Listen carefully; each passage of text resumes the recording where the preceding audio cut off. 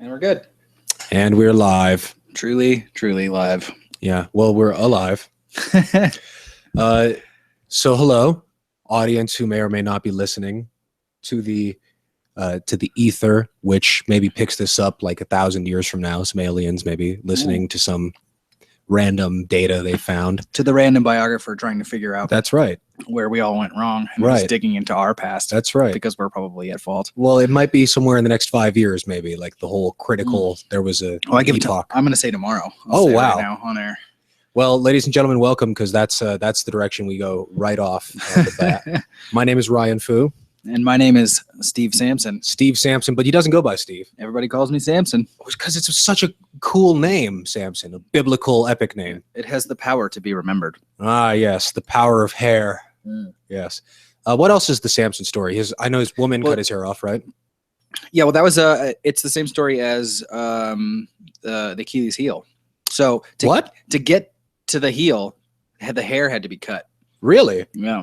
Wow. That's the Samson and Delilah. It's the same story. Oh, yeah. Like mythologically, like Joseph Campbell is the same story, or like historically? I don't know if there's a historical account of this story. No, like the biblical account of Samson and Delilah is the same as Achilles in Greek literature. Oh, okay. Metaphorically or almost just tit for tat? Just the way the Greeks stole everything. Right. Yeah. Yeah. They did like to do that. Yeah.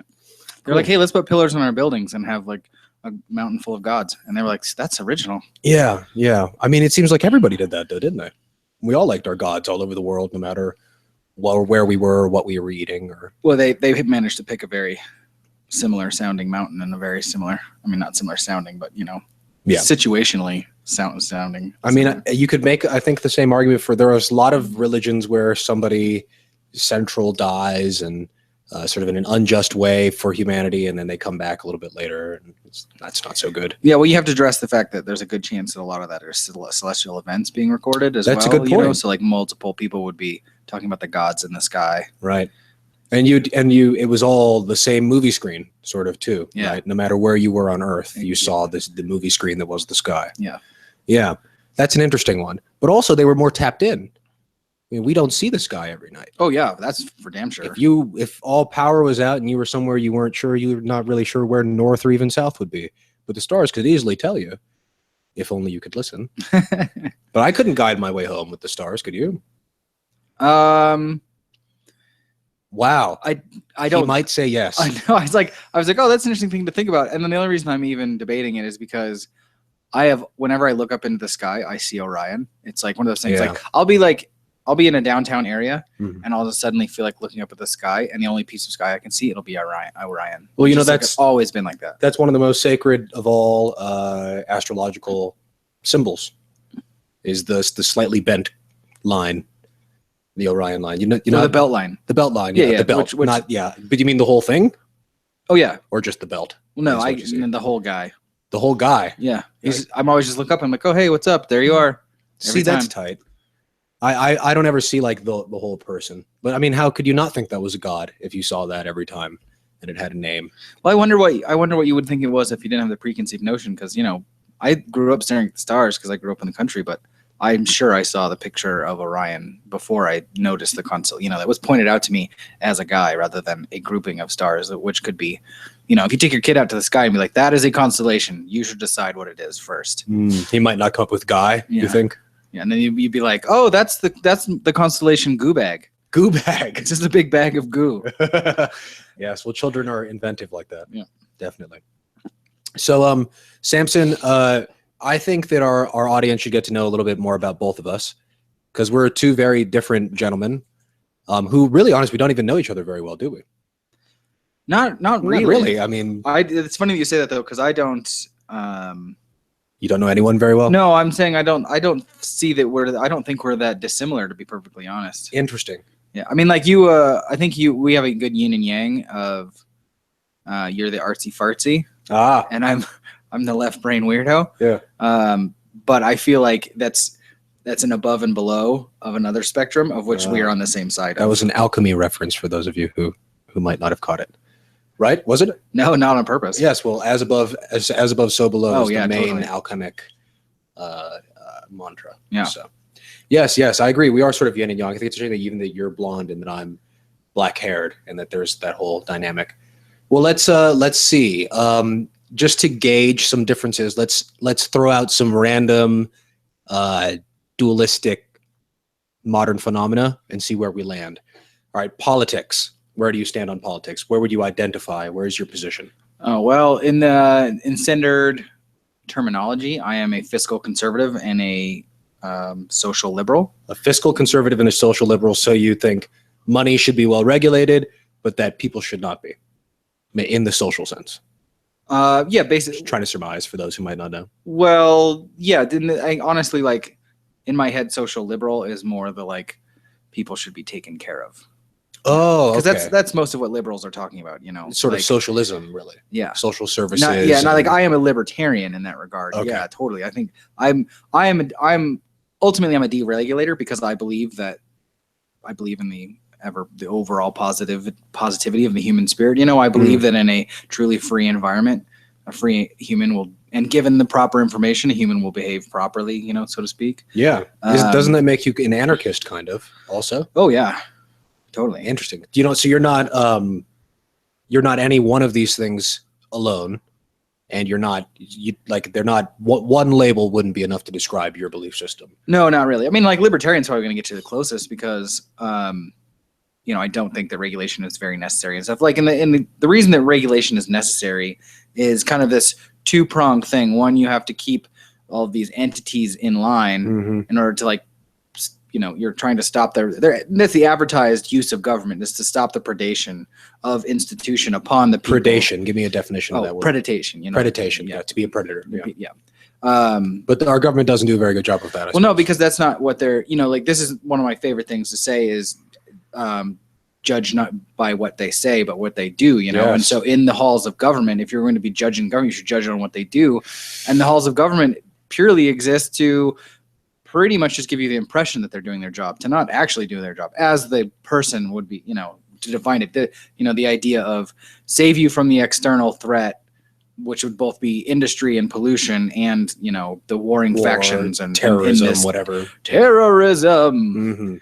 So, yeah, but if you're looking at pick any institution, and they exist to essentially allay the fears of the populace, but not to actually solve any problems. Yes, well, perhaps because allaying fears and solving problems are not causally related.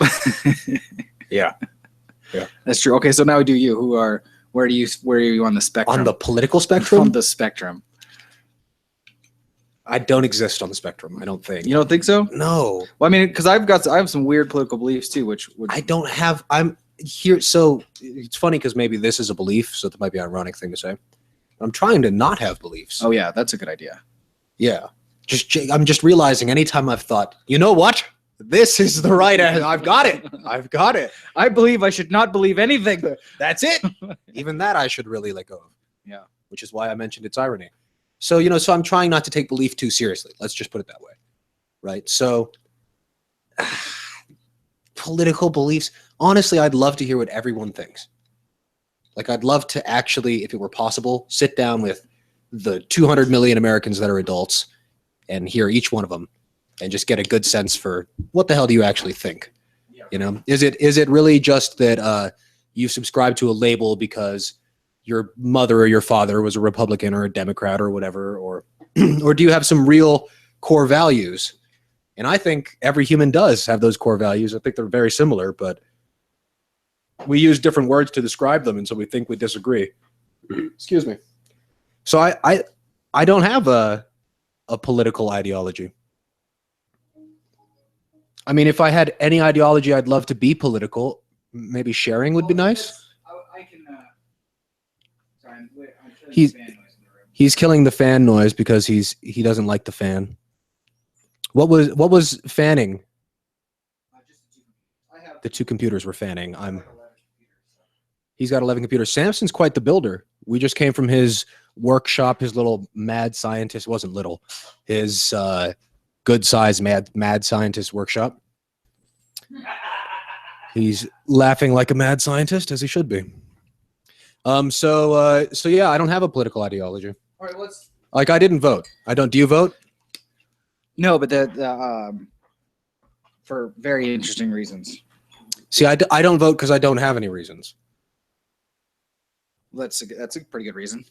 Yeah. Yeah. See, so again, you Well, see, can't escape these things. That's It's what I'm impossible. saying. That's what I'm saying. Okay, so like, if you not having a political leaning, Yeah. I would be tempted to say you're lying. I'm not.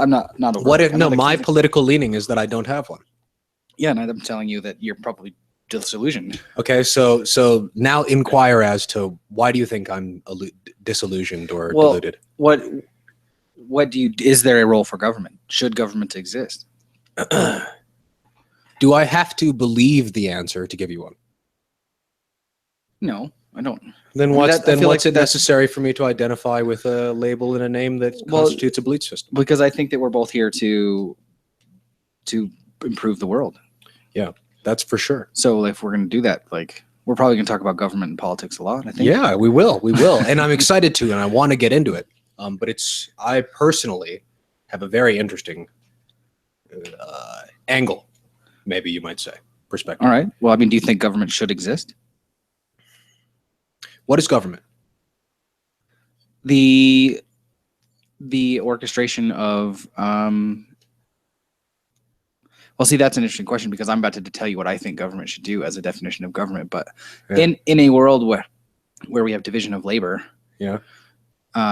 there are going to be, you divide up all the jobs, right? Okay. So we're deciding on society right now. I How are we like going to run our grapes, society? I like wood. Let's, I like. yeah, let's start there. Sure. Like, are we having a division of society? Do you want to do all the jobs, or do you want to do a couple of jobs and like have a currency that can be Okay. exchanged? I for goods and suppose services? this is the origin point where I think there needs to be a massive shift regarding cultural thinking around what government is, or Yeah. what organization is, or Yeah. what human is. Yeah. Because I don't think the organization you're talking about requires any kind of effort. I think that's a natural human phenomenon, which is not this need to organize, this interest in developing and coordinating and in like. Do you think that those things, given a mimicry of nature, would fall into place naturally? They already have. Like- You can call it survival of the fittest, but it exists in a intellectual form too. But I'm definitely not disagreeing with you. Yeah. But I do think that we have been trained out of it. If that is a natural, Yes, if that is, and I'll see, this is another one of those things. Like we're probably going to agree more than we're going to disagree because, that's a good thing. again, I believe in the overall, the endearing human spirit. Yeah. The one true cat. Get off. His cats are so dog-like. I don't know. They're if very that's- dog-like cats. I don't know if that's true. I didn't think you were a cat person. Oh, I didn't know if I was a cat person or not, and now that I have cats, I'm absolutely positive that I'm not. No, you're not. I was not expecting that. You're not a cat person. It's I don't- interesting. people- They love you. Dude, if someone tells me they're a cat person, I immediately don't trust them. Now that I've owned cats, Now that you've owned it, why? it's just not. They're delusional. Cats are delusional? No, the people who think that they're in like this loving mutual relationship with their cat. Because cats don't love anybody Yeah. like that. Yeah, Yeah, I would feel the same way about walking in on a person who thought that they were having a perfectly meaningful real life conversation with an inanimate object. Right, really. Yeah. Well, cats don't give a fuck about you. No, not even in the slightest. But that's what makes them so interesting and good friends. Dogs are Well- like so attached to you. Yeah, when that's and like I like the interesting thing about having cats. I'm a cat.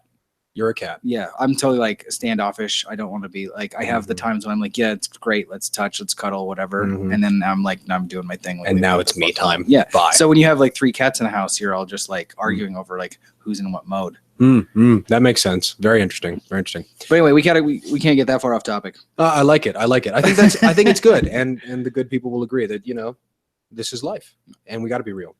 Things are happening. And But- these are 2 beautiful cats. So if you think that okay, so we have this natural state where Things organize unperturbed themselves. unperturbed things would self-organize Yes. and be wonderful. Yeah. And I don't disagree with that. Yeah. But we've been trained out of it. So We have. to climb out of this hole that we've dug. So I mean, so theoretically you should have some political leanings as to how it is you're going to You know what's so interesting point out to me? the hypnotized masses that whatever it is they're holding in their hand is actually a shovel. Yes. Maybe. I mean, everyone's like, oh, look at my ladder. I'm like, that's a shovel. You're literally digging yourself a hole, bro. Yes. You're So not climbing you're talking out about the misidentifying of tools. Yes. Yeah, Yes. This The complete complete happened. obfuscation of reality, really.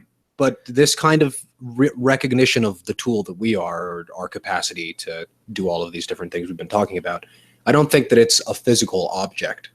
or as easy to see, like a shovel. So it's a bit more of a mind game to get people there. And I don't know. All the things we're going to go through, you'll see my very interesting opinion about those things. But I don't think it's necessary to intellectualize this. And what I'm reacting, what's arising within me, is how interesting it is, how quick your mind, which is a very brilliant guy here, you build things all the time. You build machines and program stuff. It's very interesting. I could never do any of that shit. Not could never. Could not right now do any of that shit. And but I'm not interested in intellectualizing the state of life or politics or government or organization. I don't believe you. I don't think that's an intellectual realm. Why don't you believe me? I don't know. I just can't imagine why you'd be here if you weren't. Yeah. So this is why I think we're going to have such a great conversation. Because I don't, do you think I'm thinking about any of this stuff? Well, it's pretty off the cuff. I would have to assume you've thought about it. You'd have to assume I thought about it. Is the thinking necessary for me to discuss these things with you? I'm going to say yeah. Well, for you. For me? Yeah. What would you define thinking as? The preparation to have a viewpoint on something. And how does one prepare in this way? Well, I think the best way would be to say a bunch of things to yourself and then choose the one you like the best. So thinking's a form of talking to yourself. Yeah, totally. Okay. So is talking to yourself necessary to accurately talk with others? No. Yeah, well, then you can just let things fall out of your mouth. I do that. The uninhibited form is much more pure and graceful and without effort. Well, this goes right back to your non-political stance. Like, right. If you were to remove all of the gunk of what is personality and such, and just let reality flow from your mouth, there is no need to govern your own head. Yeah. And even the head is its own trap of conviction. Yeah, definitely. It's its own bureaucratic sort of nightmare. Yeah. You be quiet. No, you be quiet. Who's saying that? For the exact same reasons, I would suggest it has been manufactured as such. Yes, but by whom has this been manufactured? By us, it's been manufactured. Well, yeah, you have to. My personal stance on reality is that consent is a thing on all levels of reality. So it couldn't have been done without your consent. Yeah. So yeah, consent's a tricky one because it can be kind of gray, the consent that's given. Yeah. In all senses. Ugh, that's a weird subject. So anyway, politics, you've got now a weird non-answer from me, and you would say every answer almost. Fiscal conservative, social liberal, libertarian. What is the definition of libertarian, by the way?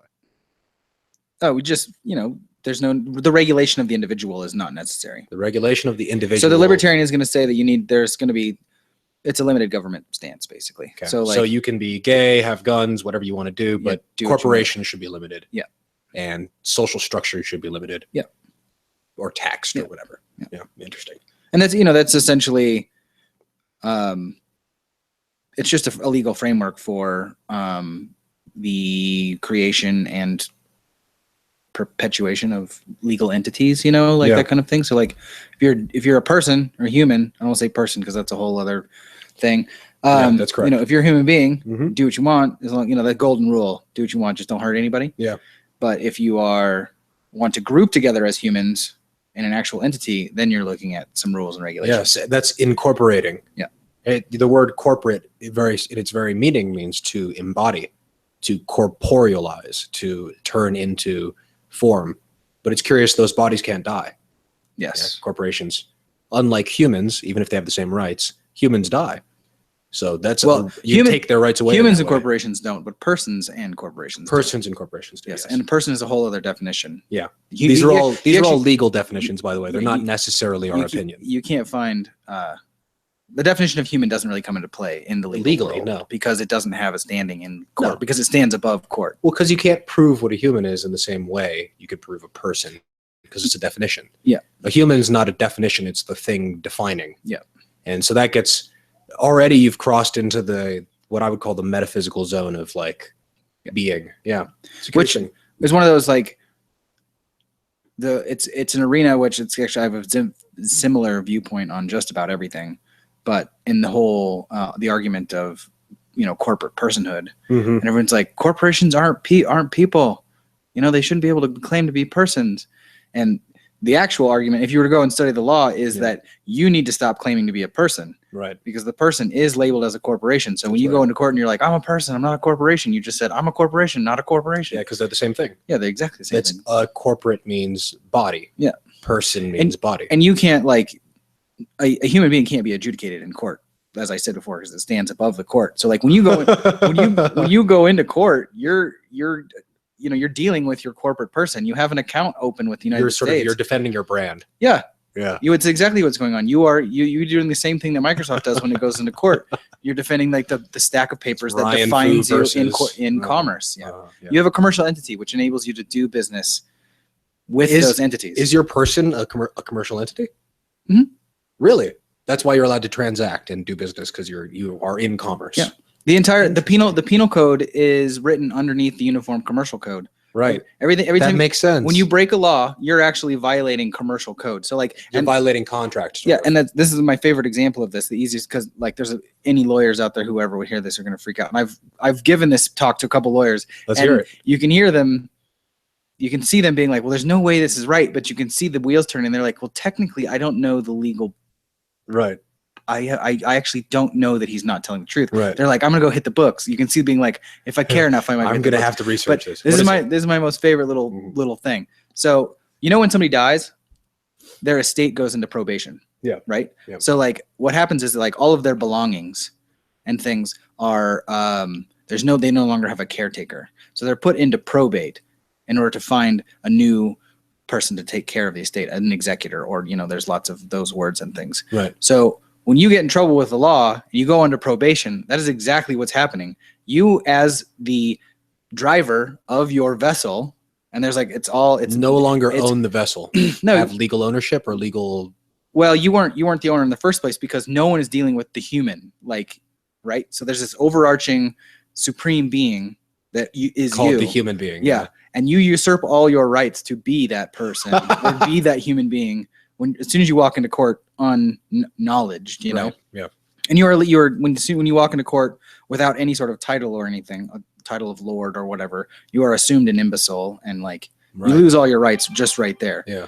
So, and I just lost my place. You were talking about. Let's backtrack. This happens, guys. We're all from Colorado, and weed smoking happens. We're not high now, though. We're not high. Neither of us are high right now. Yeah, we'll do that later. But still, the short-term memory thing is real. You were talking about going to court and probation, personhood, and corporate, specifically corporate probation as a probation. This you can talk for days and days and days about the whole situation, but you fucked up. You broke the rules, and so that's a breach of contract, essentially. Yeah, and the court is saying you are a bad custodian. Right. You do not know how to act properly in the commercial realm. We're in a commercial realm, so we are going to appoint someone to keep track of your body for you. Wow. And when it's really bad, such as a felony or something, and you're going to go to jail, a certificate is issued. You are bonded into jail. That certificate, it's called bondage. Yeah, that certificate is traded internationally. It has a value. You have a value in jail. So all this stuff about where's your bond certificate in jail traded? There's international markets, and you used to be able to look it up, but then when no way. Basically, in the early days of the internet, when people were kind of starting to figure this stuff out, and this blast went out, I was dealing with the court, and I was reading all the crazy stuff I could find on the internet. And I did this in court for a year. I just took every possible angle I could find and argued everything I could find. You seem like somebody who would love the court. That seems like a place you'd be relatively at home. Yeah, it was interesting. I learned a lot. It was it was super interesting. But nonetheless, you get warehoused, and there's a certificate for for your ownership, essentially, right? Yeah, so in the back in the day, when you go to you don't want to walk around with a gold bar in your pocket, so you take it to a bank. Yeah. And you deposit the gold bank, and you get a certificate back, and then you can trade that certificate, and so that's what started paper money. Yeah. Well, the same thing's basically happening when you go to jail. You warehouse your body, and then a paper certificate is. What is that worth? What's that certificate worth? Why does it have value? It depends on the value is based on the crime. Person? No, the crime that you committed. You as a person have a value based on your birth certificate, which is no one has come out with the actual value. Like I've seen no proof as to what your actual value is, but everyone presumes that is your birth weight times the value of gold. That's hilarious. So like you are worth your weight in gold, like literally in a commercial value. It's just because also that to me shows how limited the capital structure is. Because it just sees everyone it's concerned with this idea of worth and value and commerce and trade. And it tries to use that lens to reflect inwardly. And it just cannot. Because what is the worth of a human being? It's weight times gold. What does that mean? What is gold worth? And that's it does create this interesting, in an altruistic situation, it can create this very potentially beneficial situation to where and that legal framework theoretically exists, where all of the world's assets were placed on trust, and then money was created using that trust as a backing. So, like all of the world's assets. So the value of money would be human life. Well, no, and all the dirt and everything that exists, everything that is placed into a trust, and that trust has it doesn't even really matter what the value is because but the weighted average of that would be currency. Yeah, so like you could basically you're born, and so then you're basically like I don't remember what the number was, but I feel like it was like something around the $3.8 million or something. Your weight in gold, okay, right? So at your birth, you have $3.8 million. That is your certificate is created. You deposit the certificate at a bank, treasury or whatever, and then they create an account for you that's worth about $3.8 billion, and you can then draw against that, and your whole life is like set out for you. And there's this whole kind of companion. Oh, but then from then on forth, the only money that's ever existed, ever been traded, ever been bought or sold has been the money that was given to somebody at their birth. Yeah, basically. That's where all but I mean, like, and that's where inflation and deflation comes in, right? What about when you die? Would the money have to go out of the system because it came in with your life, right? Does it stay? No, you're man. We'd see this is the that's yes. I didn't want to talk about it. So like the system we have now, like the money. There's a money system. What's also so like the gold is on deposit, and we're drawing against funds that are using the gold as backing, right? So it's like an escrow account kind of. But there's also this idea that your signature, you have the value of the economy is the movement. That's why currency is called currency. It's a current. So like movement. The value comes from the movement, not from the sitting still of money, right? It's the exchange of money creates its value. Yeah. Which creates an interesting argument for inflation, which is it prevents people who want to just stuff cash under their beds from doing so. Yeah, because they're stagnating the money current. And that's not what current is. Yeah, it needs to flow. It needs to flow. And so that's important for the economy and whatnot, says economics. And when you look at nature, you see flow everywhere. So you can, if you want to model nature, it stands to reason that you would want a current situation which flows. Would it be fair to say, to jump back 7 cycles, that perhaps I'm a naturalist in my political standing? Yeah. So maybe that's my political, but that's not on the spectrum. There is an order to the universe. I mean, you could say you were going to defer to the universe to run it for you, you know? Right. Yes. So I do not devalue your viewpoint, but I also would say that you're going to have to be somewhat political if we're going to get from one to the other, you know? If everybody in the world's using spoons, they're trying to like pick up tater tots off their plate with a spoon by stabbing it. And all they're doing is cutting the tater tot in half. And you're like, bro, you should use a fork. And everyone's like, what? Yes. You used this metaphor a few times. I don't think it works this way. It's not like what I'm talking about. I mean, are you going to do nothing? Yes. Okay. I already am. I don't see you as a person doing nothing. I've seen you do look at all this things. Nothing I'm doing right now. I mean, I think the phrase "do nothing" and "do something" are very interesting, right? Do something, one particular thing, right? And you wonder, like, okay, well, what something which exists out here is the thing which brings me whatever's on the other side of that logic equation, on the other side of that equals sign, right? Maybe it's happiness or pleasure or whatever you think it is. And whenever you get it, it always ends up not fulfilling, at least deeply, that interest. So you figure, well, then what I have to do is nothing. But you don't understand that what you have to really do is not something. Because no thing It's not a thing you can do.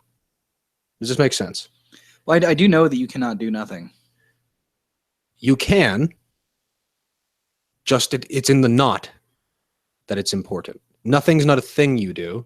I'm talking about not doing things. That's an entirely different thing. You can't do nothing, but you can certainly do no thing. Right. This is, well, you can not do things. Other than the idea that doing nothing is a thing you're doing. Is a thing you're doing. So don't even do that. Yeah, but I mean, like you. So yeah, you are completely unmotivated by any sort of desire to change society. Doing something and being motivated are not the same things. Doing something's an action by which I am taking an internal phenomenon. True. Okay, so you're motivated, but it's not motivated enough to actually do anything. I try not to act on the motivations unless they are uninhibited.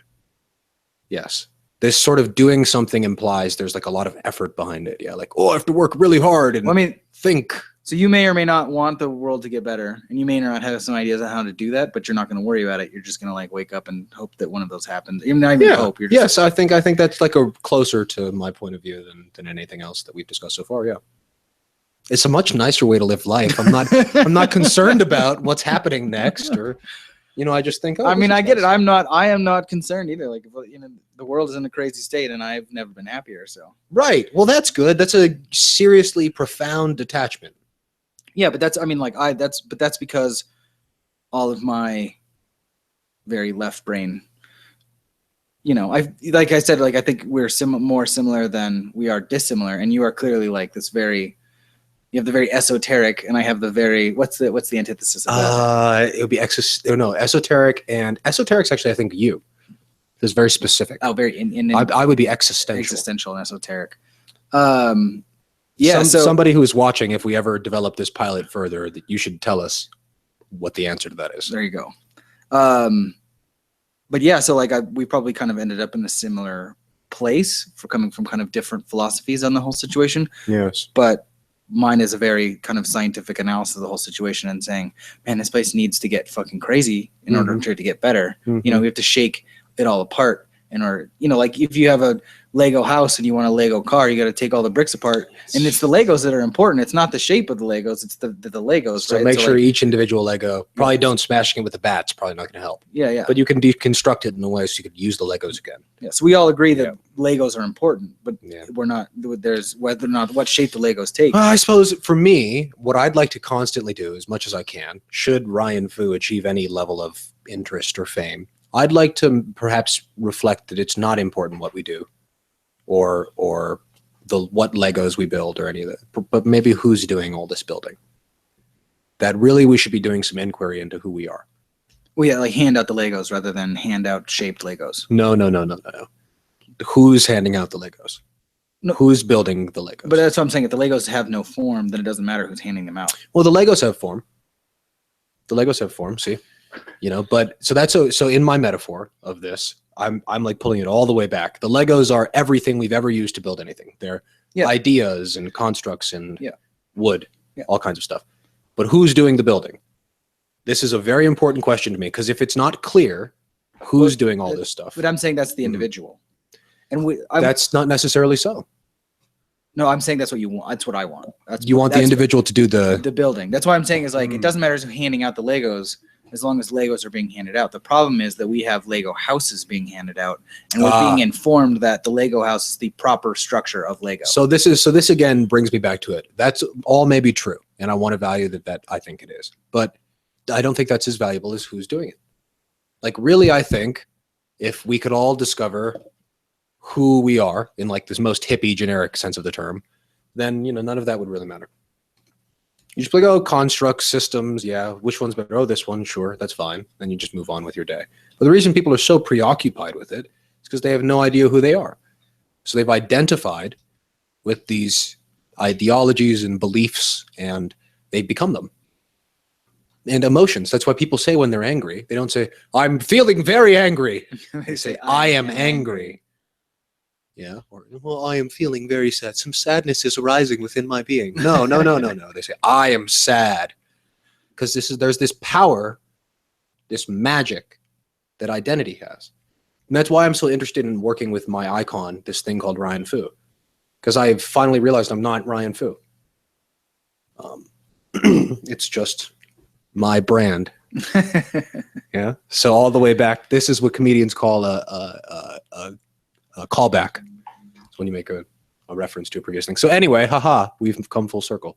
So those are some random things. What's a topic you'd like to throw out? Because I said politics. Well, I was ready to keep going just because I was curious. Of what else? Well, this is about you, but you you finally realized you are not Ryan Fu. But when do you have any idea when the notion that you could not be he came to? When that first arised? Yeah, because at some point you were Ryan Fu. Yeah, I believed I was. Yeah, and then at some point you graduated a little bit into you had the feelings of Ryan Fu. Yeah, and then I realized who's feeling Ryan Fu. Like, wait a second, if I can experience Ryan Fu, who am I? Yeah, 2.5, 3 years ago, maybe. Oh, it's relatively recent. Sure, time's not real, but yeah. And if I look at my whole life, it was sort of inevitable by that time. It just reached a sort of catalyzing inevitability where that occurred. But always I was considering stories in this way. Yeah. Yeah. Well, I'm fully sold on the construct of not having constructs. Yeah. But I don't. I certainly have. Careful about that. I haven't put nearly as much, or maybe nearly as little effort into it as you have. Yes, I like that. I like already how you've turned it inward. That's the kind of stuff I dig. You know, that's what I really dig. That's one of my That's one of my main motivations in life, I guess, or one of my secret pleasures is. People will say things, you know, and you take the words and spin them back. Yeah. And spit them back at them. And it's you've got a very Socratic way of doing that. I like it. Yeah. Then, you know, because that's like, it's hard to reach people in such a constructed world, right? Yes. You know, and so like the opportunity to expose that to people is few and far between. So one of my you favorite have to do it with comedy or cleverness or something. Yeah, absolutely. And most of that is just sitting around waiting for, you know, with their pulling with their line in the water. Yeah. And yanking at the bites. Gotcha. Yeah, that's a lot of comedy for sure. Yeah. Yeah. Sometimes it's even offending on purpose, and then so like sort of throwing a spear at it and then pulling it in. Like, oh, it's okay. I've always thought about. I have a secret desire to do everything, so nothing ever gets done because I'm too busy desiring it. You get a lot of stuff done. I do all right. I'm certainly reasonably productive. I'm not putting myself. Well, you mentioned before you've just got a lot of left brain tendency. You got it very organized. Even like this is like looks like the least organized part of your house, and I don't think the camera can see it. Yeah, that's old me. That's old you. Yeah. It wasn't much less organized than new you. Just so you know. Yeah. You should if you saw my car back home, you'd think like, oh my goodness, this person's insane. Yeah. Compared to this. But how old are you also? 37. Okay, 37. I feel like by 37, you also get enough. Yeah, like my junk drawers are almost all organized, so I'm getting there. Nice. I can't wait for the day where I don't have a junk drawer. It's like there's no place that's that disorganized in my life. That's not currently where I'm at. I need to. This is my pens and lighters drawer over here. Pens and lighters, and that needs to be organized into pens and lighters rather than an amalgam. Always more separating. And my room does not have the storing capacity for my clothing belongings, so it's rough in there too. But things are getting pretty decent. Good. I'm feeling reasonably clean. What were we talking about though? Identity. No, there was something specific. We were talking about politics, identity, me not believing in governmental structures. And then I was going to move on to some other topic. And I asked you about being Ryan Fu, and then and I said I'm not Ryan Fu. You were talking about the moment that I realized I wasn't. Yeah, we got pretty well past all the way through that. Yeah. So it'll come back to you if it's supposed to. I think supposed is an interesting one. Let me go off on a tangent here. People say supposed all the time. I think this goes back to belief system things. And I don't think they know what the fuck they're saying. They have no idea what the fuck they're saying. Like most of the time, I think what people mean is God was supposed to make that happen. Like, that's what I hear most of the time. So, well, that was supposed to happen. Who the fuck posed it? Because supposed only means to have posed something beforehand. It's not so different from a pre-pose, right? A preposition or a supposition are both things that happen sort of before. They're relations to before. So there's nothing is supposed to be. What is supposing something to have to do with its actual being? And this is why beliefs are so unnecessary. Well, I don't have a grasp of the words enough. So let's see, maybe where would you rate supposed versus like meant to be? Are they similar? Same thing. Okay. Yeah, meant to be, supposed, but its meaning to be was only defined before it beed. So its meaning is useless because it's always going to be escaped.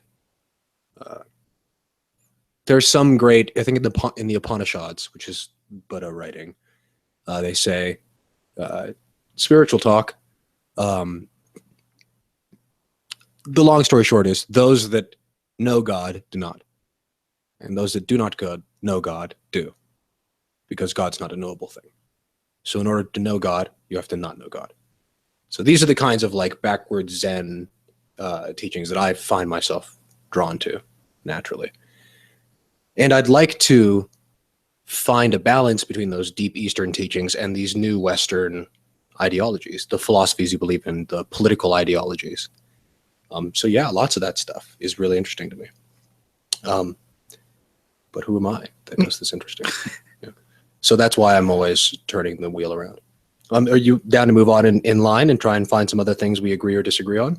Yeah, absolutely. Cool. America. I believe that it exists. You believe it exists. It's definitely an idea. It's a thing that's happening. It is. And, I don't have any. Love it, hate it, mediocre. Wasn't a very good first date. It's interesting. It's kind of like, I guess, if you want to frame it like I'm watching a movie or something, like, oh, that was interesting. It's like drama filled, you know. But as a whole, much okay, much 1 out of about 10. nothing. 1 out of 10. What would you give America? You just saw the movie. You walked out of the theater. Okay. So I'm gonna. Well, first off, that reminds me of what I was going to say. Good. So see, it came back. Yeah. So this actually works out well. I was talking about the desire to do comedy, and I do too many things, right? But my first point, which we shouldn't get, it's a whole other tangent, which we should write down though. Yeah. But I've always been a little fearful of doing art because I feel like art takes like torture and suffering to create, and I don't have any of those problems. That's nice. Yeah. But I've always wanted to like get up and just like say the absolute wrong thing. Yeah. And then like just alienate the audience, just fucking ruin everything. Yeah. Just terrible. Bill Hicks was great at that. Yeah, like, well, he's the man. So, yeah, and then win them all back, you know. And this is a perfectly good example of like in regard to America, 1 out of 10. And everyone's like, I remember very specifically a conversation I had. That's pretty bad. Is that a 0 or is 1 just above a 0? No, 0 is nothing. It didn't exist. So 1 is as bad as it could possibly be while still putting $2 million into a feature film. I would postulate that. Yeah, because it's been a complete distraction in the wrong direction. And this is, and it's not like, all right, listen, if you want to zoom in on the 1, right? I'm not putting anybody out there. So this is not about Americans. This is about America. Right? Well, yeah, as an idea. Yeah. I mean, Americans are like, they're suckers in a way, you know. So that is that our fan base calling to it? No. We don't have a fan base. We don't have a fan base, not yet. I don't know. Someone might be listening through your radio network who just randomly clicked on it. We're actually not, but I could put us on all of the radios if you wanted. But either way, it'll be fun. We could be broadcast all over the Front Range right now. All over the Front Range metro area. Not metro. No, it doesn't come out here. Just Boulder, Netherland, Jamestown, Ward. That is very Front Range. You need like Thornton in there, though, don't you? Like North Glen. We don't come that close because the FCC is. The closer you get to Denver, the closer you are to getting easily discovered by the FCC. Oh, is that really such a dangerous thing? No, I mean, they'll just fine you. No, they threaten to fine you, and then you just move. How much of capitalism is just that? Yeah, just the government going. It's a shell game. Yeah. Stop it now. Okay, I guess we'll stop. But anyway, back on point. Like, if you zoom into the 1, right? Yeah. You'll find all of the major autocratic. I don't know. All the issues. Yeah. Yeah, you'll have all your if you want to like compare countries, right? Mm-hmm. No one's getting above a 1 because no one's done a good job. This is what I'm saying. No one. And this is what I run into trouble a lot when you have discussions with people because they're like, oh, it's so typical. You just want to trash it and everything sucks. And I'm like, everything doesn't suck. This is pretty awesome. But what you don't realize is how far away from what we could have we are. Oh, so you're saying people aren't looking at the scale of potential. Yeah, They're not even close. only And comparing across the board, and so it all looks pretty. And it comes back to the Lego situation. Everyone's been handed a pre-shaped Lego house, Right. and they think it's the most amazing house ever. And I'm like, I think you might be surprised what kind of Lego house you built if someone handed you blank Legos. Ooh. And what would happen if everyone had blank Legos. Or if you could design your own blocks. Yeah. Oh, so that man, you didn't just have to have the same square rectangle blocks. Now you're getting way out there. Yeah. Now you've disillusioned the ego. Oh no. Oh no. Yeah, well that's fantastic. Yeah, America. And I absolutely believe that. And that's one of my founding. So what would you say to somebody who says, I love America? How dare you say America is 1 out of 10? Good for you. Love America. Yeah. I love America too. I don't hate it. I'm just saying it's a 1. Objectively. You asked. I love it. It's great. Like your sister asked you. It's one of the greatest ones. How does my ass look in this? And you like, you want me to be honest with you. I mean, I don't give a fuck about you or your ass. So that's a 1. No, not a good metaphor. Didn't click for you. No. That's okay. We're getting interrupted by John Shockness. John Shockness. Mr. Shockness, we are live on radio. I made my first bad joke of the night. How are you? He just called me, I'm live on the radio. Cute. What is the address? 3561 Larimer. 3561 Larimer. We'll bleep that out later. We'll bleep that out later, and maybe it is live, maybe it's not. We'll see. But yeah, 3561 Larimer, and just give me a ring when you're here, and we'll come grab you. It's a red building, gray door. 5 minutes away. Red building, gray door.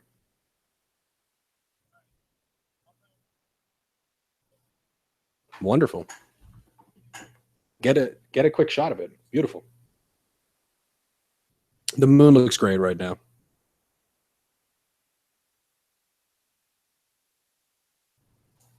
How's it going? Are we still recording? Yeah, well, it's still being streamed to YouTube, but I was just going to delete that little piece so I don't have to worry about it later. That's fair. John Shockness is coming. Yes. We're back live now? Yeah. Yes, John Shockness is coming. He's going to take some pictures and video. He's a pretty successful musician, you know, John Shockness. Did not know that. What does he play? He's a vocalist and a guitarist and plays piano as well. But he was the lead singer for Air Dubai for a little while. They were a local band. And now he's Kid Astronaut, is who he runs around as. So, yeah, it's a fun little local Denver scene. So, good friend. Wait, I'm pretty sure, didn't he know he remixed Biggie and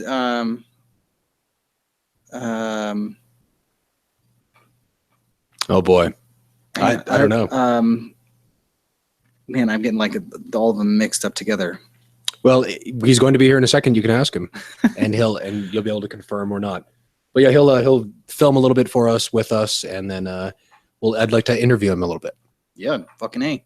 It'd be great just to practice. I'm already loving this. I don't know how you're feeling. I'm feeling great. This is good. Fun. Yeah, and this is how it should be. You know, like it's so important for humans to start doing this. I think sitting down together on devices that exist forever, where this information exists forever. You know, and having real conversations, because this does not exist right now. And even like the realest of the real conversations that are out there right now, I think have even more deepness to go into their genuineness. Well, I would hope so. Yeah, right. It would suck if we hit rock bottom on the real. It is interesting. I've been thinking about we've been talking about this, and I've been thinking about the implications of and the why and why not, and in a certain sense, it feels kind of diluted. But that's a good point, because I think in the same way that everyone should be meditating for the benefits of meditation, there's no way to dilute. You know, you can't get to a point where too many people are meditating, and that would be a bad thing. You know, like suddenly everyone's meditating, and you're like, oh, everyone's meditating. It sucks. And so in the same way, everyone should be probably having podcasts. Yeah, we should all be having deep conversations and probably be recording them. I think so. Yeah. Yes. Let's talk about meditation. Oh, I didn't give you my opinion about America, though. 2? Out of 10? Yeah. 1. I'm with you on the 1. I think there might be some places that are above a 1. Numbers are a construct. I'm surprised they got you nailed down to something so specific. You're right. I'm releasing that belief now. Watch me. And there it goes. Ask me again. Where would you rate America on a scale of 1 to 10? I don't do labels. I don't do labels. I don't do numbers. It's only an idea, made up human construct. But I will say America as a concept is very toxic, because it seeps. I love mythology, so this has to do with that. But America is a kind of an icon, and it's a magnet for what you could call the energy of tribalism or nationalism. And so an energy that I think all human beings in America would normally have more inside, an energy to connect to people around them, an energy to feel part of the same culture, all of those things are instead sort of like drained from them by this vampiristic icon, which appears to be this thing. I mean, and it's deep, you know, they fly. I saw them this last Super Bowl. I saw them fly 3 stealth bombers over the stadium, which is like a common thing. And oh yeah, I saw an Apache helicopter this morning. to think about, first off, how stupid it is to fly 3 stealth bombers over a highly populated. Yeah, like $44,000 a minute. Or Right, something. exactly. What a waste of money. But I mean, it's cool. I mean, this is the gun of like, I enjoy guns. Like, I think that an explosion accelerating a chunk of metal it's kind of cool. to like above the speed of sound Right. in an instant. I think that's kind of neat. that's kinda neat. Science. Science. I think it is kind of neat. And like, I'm totally fine with really cool airplanes, but when the primary objective of that airplane is death and destruction, like, then let's not. Yeah, yeah. So for me, America is, I think maybe the world consciousness's ego most personified. It is a very good reflection of where humanity's at. I think that's a good example. Like, from a spiritual woo-woo standpoint, that's probably really good because, you know, it's something that needs to surface and then be dissolved. It's very teenage. Yeah. It's maturing, it's learning, it's the rest of the world's kind of like, but it's also pushing boundaries that the rest of the world's afraid to. Yeah, I mean, we wouldn't have rock and roll. Or we might now, but Right. we'd be like 20 years behind. Right. We The would rock. be. We would be stealing it from someone else in some form. You would probably not have like long flowing hair. You know, this is something everybody's been saying lately, that I look like a rock and roll person. I think it's just that I started wearing metal. No one ever started saying that until I put metal things on my neck, and now everyone keeps saying I look like a rock and roll person. The line between guru and rock god, Pretty thin. pretty thin, and especially in terms of outfit. I'm gonna walk that line in terms then. of outfit. I'm gonna tread that. Good. What do you think of my outfit? Too much? No, I think you're good to go. Yeah. Like you actually, I feel like I think you were wearing that last I saw you. This Not exact the pants. outfit? Don't think the pants were. Yeah. No, maybe you get a purple scarf, but it was that shirt. Good. Oh yeah, it was. I'm pretty sure. I love this shirt. For those of you who can't see it, it's a shirt of like an astronaut giving a bundle of balloons to a little girl, but all the balloons are planets and solar systems. I like shirts that have iconography that's very metaphorical, right? Like you see that image and you think like, oh, this means something. There's a deeper story here than just what's happening. That's why metaphor is so important, because it helps us to understand stuff we couldn't normally comprehend. But if you don't recognize its metaphor, you miss the whole damn point. And I think America is exactly that kind of metaphor. We don't recognize it's just this teenage manifestation of what really it's got this kind of like libido. It's gone around and just sort of fucked the world, you know? It's put its dick in everything. By being highly sexually repressive. Yeah, by being highly sexually repressive. So maybe it's many ways it's manifesting. But yeah, I don't know. I'm concerned with the dogma of nationalism. Oh yeah, This is the main concern. I see no real need for borders. Well, they're just lines we make up. Mm-hmm. They're literally just imaginary little lines. You know, back Here? How about here? quick jaunt back into the legal framework. You know that you cannot find a definition of a state or an entity. Like the United States is not defined by the land. You cannot go and find a legal definition that tells you where that starts and because ends. it goes back to the very beginning of it. Here's a good question, right? What's the definition of legal? Right? It's law. Well, what makes legal law? It's law? Well, actually, legal is a subset of law. Okay. So like law is like an immutable truth. Okay, so let's talk about here. This is actually gets down to the very fundamental of what organized structure is, right? Law. Yeah. So, because I've got a couple of really interesting questions for you first. Do you believe there are laws of the universe? Oh yeah. Well, yes. Indefatigable, unchanging, omniscient law. Yes. Hmm. But I do think that it is. I do not think that exists. It's John Shockness. We're going to get back to this conversation in a second. Law. Immutable Law. Let's remember Laws it. of the universe. Hey, John. John Shockness, you're here? I'll come and retrieve you.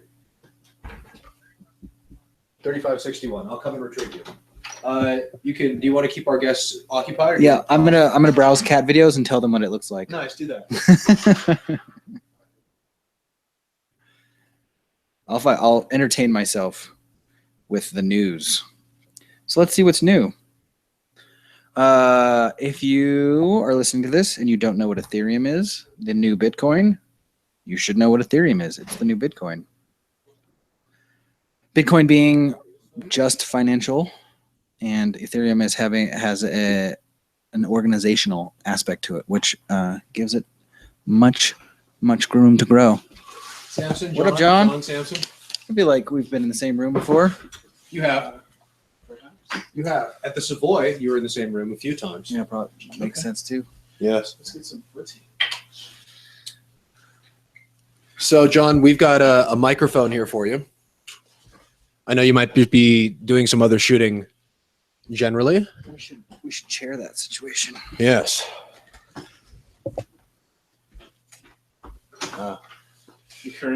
We are currently live streaming, so the audience is hearing all different kinds of things. If they're listening, we don't know. Only because it's the easiest way to record. Huh? Let's stream on Facebook. Go ahead, sure. That'd be great. Let's stream on Facebook, and you can take a little video too, and it can be a whole thing. Is this Illuminati? No. Illuminati's a party. We'll talk about that. No, but you have the podcast. This podcast, Samson and I haven't named yet. No, we haven't named it. I did. I was thinking Nothing Explained, but I kind of took it as a moniker for myself. I like Nothing Explained. Oh, you do? Yeah, but I like it. Do you know that Nothing Explained is one letter too long, so I had to drop the E, so it's Nothing Explained. That's kind of cool. It's kind of cool. It's kind of cool up until you're like, hey, oh yeah, follow me on Twitter. I'm Nothing Explained with no E. The first E, not the second E. It starts with an X. That's no good. That's not what you want. Yeah, totally. No, yeah. So yeah, we might Facebook live stream this. Names. I don't know. We were thinking the forum. I don't know. That was just like a thing. I don't know. Sure. I liked. I don't know. It'll come naturally. Yeah, it'll happen. Names are a very magical spell gliding kind of thing. So we were talking about law and whether or not law was a real thing. Well, yeah, we'd gotten into universal law, the idea of universal law existing. Right. Yeah. Well, just the very concept of law is important to me because a stand that may not work well for yeah. We're still setting everything up, guys. If you happen to be an alien 1,000 years in the future, data mining the great historical archives of Ryan Foo, or perhaps John Shockness, or maybe it was Steve Sampson, whoever it was that ends up catching your attention, dear aliens. We're still setting up, so please forgive us for it not being all high quality. All high quality. But all high soon enough.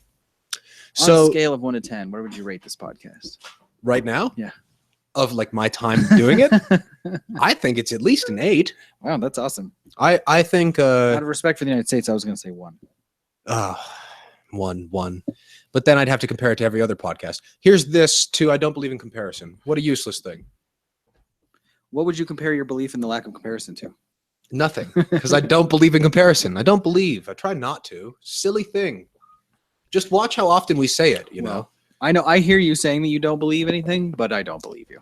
You don't believe that I don't believe anything. Yeah. Yep. Well, we're into a paradox now, aren't we? We're indeed. Why do you... Wait, no, you should write that down because I want to get back into law because law for anyone who is actually paying attention. Well, then, we'll leave that be. Let's get back into law. Universal law. Yeah. So I want to get into what is law, because I think a good percentage of human beings hear the word law, and it's an almost religious term. You know, it carries a little more dogma than it does utility. Yes. And that this is the purpose of it, to carry this like judgmental dogma, this ultimate sort of fair judgment. Is that what you think law is? Well, law, yeah, because the law is immutable truth. You know, the idea that like the person, you know, because you go into court, this guy says this guy says whatever, the one who's telling the truth is the one who wins. Like that's law and justice. Mm-hmm. And like the law of gravity, you can jump off the earth, but we don't know anyone who can jump that high. That hard. You know? Yeah. That's exactly. fast. So it'd be quite a poor jump actually. For everyone we know, you abide that law. Yes. You know. So we all have to abide by, let's say, the law of gravity. Yeah, and then, but interestingly, as a universal construct and constant, it's not actually constant. It's not constant, is it? No.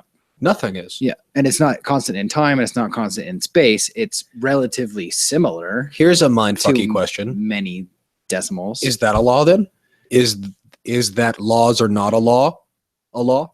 Yeah, I would suggest that well, if you're gonna have two rules, you're gonna have like this idea of existence, which is very hard to nail down. But inside of that, you have the law of change. You know? Change is the only constant. Yes, I've heard this before. Change is the only constant. I like that. From my perspective, of course. Oh, maybe I disagree. Don't believe. I don't. Hard. No, I don't believe. But how does one know that things are changing? Right? Like sort of in the sort of physics perspective of a point of reference. Yeah. Right? How do you know things are moving if you're not still? Or at least moving at a different rate. Yeah, but then that touches on this idea of, who are you and are you separate from the observed and the observer, and Nice. is your observation of the change actually an observation of change in yourself? Yes. And if it's only yourself, is it really change? Yes, that's probably way too deep for most human beings to even deconstruct, right? But for anybody who's interested, I believe that. I believe that we are what you could call, I think in that definition, non-localized consciousness. Yeah. Right? That we are consciousness, but not here. It's not that consciousness is not a here-ness in the way that physical forms are. But we are here playing in the space. Despite whether or Yeah. not we actually exist, Yeah. we get to pretend. Yeah. And, Dream. And part of that pretending is witnessing this change, so. Yeah. How many people do you think that's just way too goddamn deep for, though? Or just uninteresting or unappealing as a philosophy? Probably most every human being on the planet, right? I guess.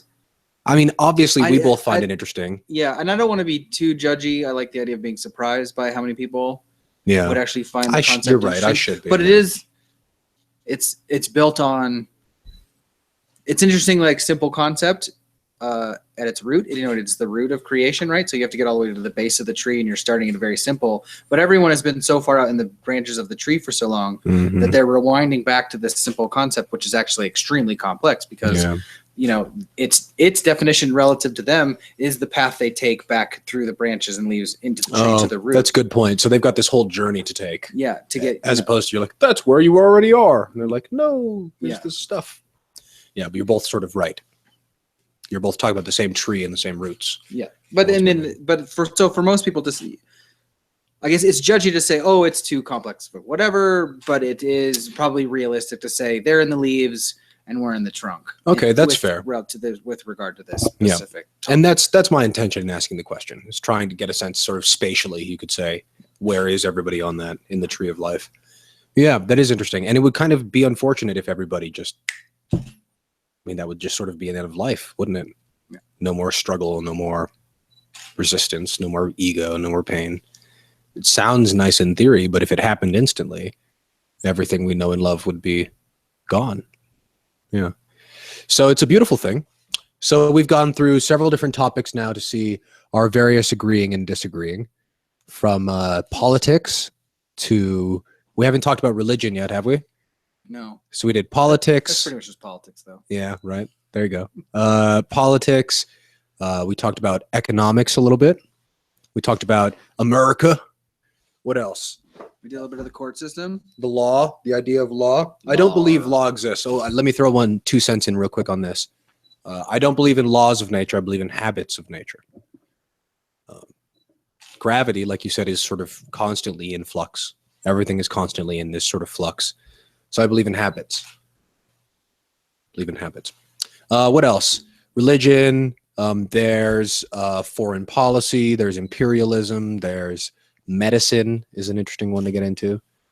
So lots of different things. But one I want to jump into that's really weird is sort of the fringe stuff. I'd love to explore that because that's interesting content. So you used that word and it clicked something in me. So what to you is fringe? What does fringe mean?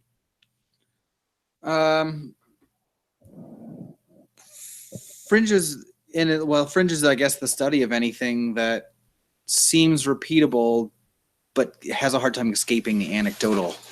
Damn. evidence Break that down. Okay, so like the thing you have like the whole of science is going to tell you that psychics don't exist. Yeah, you know, definitely. right? So and there's a lot of interesting evidence that is being ignored in order for people to maintain their dogmatic positions in science. But for the purposes of argument, let's say that there's no scientific basis for it, but there's a lot of anecdotal evidence, right? Okay. And you as a person could go out and you could seek enough anecdotal evidence to be convinced of the phenomenon, but it would not become scientific consensus. What a curious difference this is. So fringe, for me, is the anecdotal study of reality. It's anecdotal science. Yeah, but which cannot be accepted by statistical science. Yeah, I think some people might call that metaphysics. Yeah. Yeah, it's physics can't explain. Yeah. Yeah. Like, quantum physics. Quantum physics. That's a that's a great thing to observe. Yeah, very interesting. Very interesting. Your use of observe there is interesting as well. Because, What's that? well, the big thing about quantum physics is that it's where everyone realized that observing the experiment changes the experiment. Yes, my understanding, I talked to a quantum, somebody who was getting their master's in some specific form of quantum theory. And he said it wasn't quite that, but that observation does have impacts. And that it is the first form of science to take observation into account regarding one of the variables. Yeah, observation itself. But this has also been done for at least 4,000 years, 5,000 years. Yeah, this has been noted. So, a very curious thing. So fringe stuff. Tell me what is. Give me 3 fringe topics that like catch your interest that are this anecdotal science. To like general metaphysics, like superhuman abilities, I guess. Superhuman abilities. Okay. What else? UFOs. UFOs, aliens. That's a big one. Yeah. It includes like interdimensional. Yeah, and all the beings and shit. the associated sciences. Okay. What else? It's hard not to say, like, in a way, like it all kind of blends together in my head these days. So like I feel like I say one, I've already said them all. Okay, so what was the one? What came to your mind that was in between UFOs and what was the first one you said? Like the superhuman ability. Superhuman, psychic, superhuman, all those kinds of things. Well, yeah, and the oversoul. The oversoul, the collective consciousness. Yeah, the idea that you exist in multiple places at the same time, or the idea of not time, not no space, those kinds of things. That's super interesting to me. Would do you not consider that spiritual? Oh yeah, absolutely. That's why I'm saying it's like. That's why it's hard for me to you're like, oh, give me 3 aspects of fringe. I'm like, kind of, it's all the same because in my head, all the stuff I'm listening to, it's all coming together. It's all the same, So why? Well, it's like this perfectly good example is that you spend enough time in ufology and you figure out that all the aliens are total like spiritual gurus. Oh yeah. Yeah. That's wise. They've got good advice. What do you mean? No, they're all here being like, okay, you guys need to meditate. That's if the one takeaway from us showing up is that you need to meditate. Like they all say that. Like some very literally. Sorry, I'm getting back to the microphone. Yeah, so like very literally you need to meditate, like stay still and don't think. Yeah, inner seeking. Inner seeking, yeah. Yes, you're right. In the small anecdotal digging I've done online, YouTube and stuff like that, that does seem to be the sort of message. It's a sort of Gaian message. Oh yeah, be a better human. Ultimately, well, I mean, like we are in this major time of shift right now, where I've heard you mention that a few times. Yeah, so the idea is, well, I've heard a couple people say that like it's happening or it's already happened, but Earth is moving from 3D to 5D, and we're in this major metaphysical choice of whether or not we want to stay behind with the kind of like rough aspects of suffering on 3D Earth. We want to move forward into 5D. Transcend. Yeah. Because the universe is a playground for spiritual development. That's the whole idea. And all the UFO, the entire UFO phenomenon, everyone's here being like, yep, that's the whole point. Is that a consensus in the UFO phenomenon community? Yeah. Really? Oh yeah. Really? That is a great surprise to me. And to get back to this concept of agreeing and how important agreeing is, I mean, how many Taoists from the 14th, the Buddhist center down on 14th, could you sit down in a room with UFO people and reached similar conclusions. Probably quite a few of them, right? Well, yeah, presumably. I mean, like the people who are having major, profound spiritual breakthroughs, there's quite often a UFO component attached to it. I've heard that. Like I didn't have a UFO component in my own spiritual breakthrough because I wish that sounds cool, but no. Well, yeah, I mean, you live in the city, so Yeah, there aren't very many lights in the sky, you know? I have seen some lights in the sky, and I saw this picture that a friend of mine took from a couple years ago, where she thought it was just like a blur in the sky, but we like looked back at the photos the other day, and it's a very interesting looking image. It's sort of like the light; it's like the stars sort of bend in a way that create this UFO looking saucer thing, and there's like the moon is sort of setting, and it's reflecting the moon, but it's like a moon reflection in the middle of the sky. Cool. Yeah, it's very Can interesting. you send that to me? Yeah, I will send it to you. I can I can blast that into the UFO Alter community it. and it will be like, Oh yeah. yeah, Yeah, can make I'll- that a very popular image overnight. That's the other thing about these fringe communities is they're real communities, right? Oh yeah, Tons of people who get together and talk and yeah. I'm going to Contact in the Desert, which is like the biggest UFO gathering contact in the of desert. the year. Yeah, it's in Joshua Tree, a month and a half.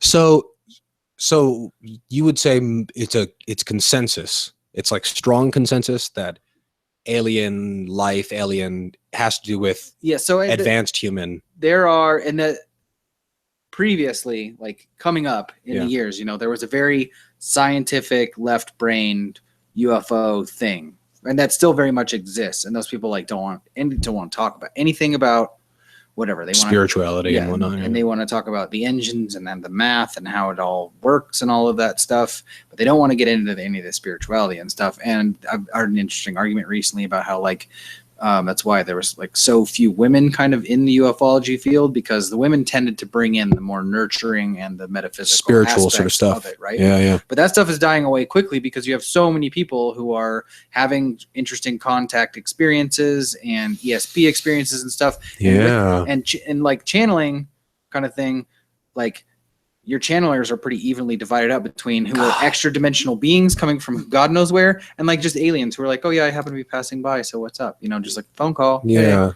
how's it going? Yeah, I know a couple of these people who do, and sometimes they're psychic or with aliens and it's the craziest thing because you think, well, this is obviously from a logical left brain point of view, not having seen enough of the anecdotal evidence and weighing it properly, perhaps think, well, this is an insane person. They have no idea what they're talking about. But when you sit down with them and watch them have these experiences, they're not lying. They're having these experiences. And I can't place any judgment as to what real is at that point. Yeah. What is real? Are they really having those experiences? Yes. Is that reality for them? You know, like, but at what point does the melding even need comparison?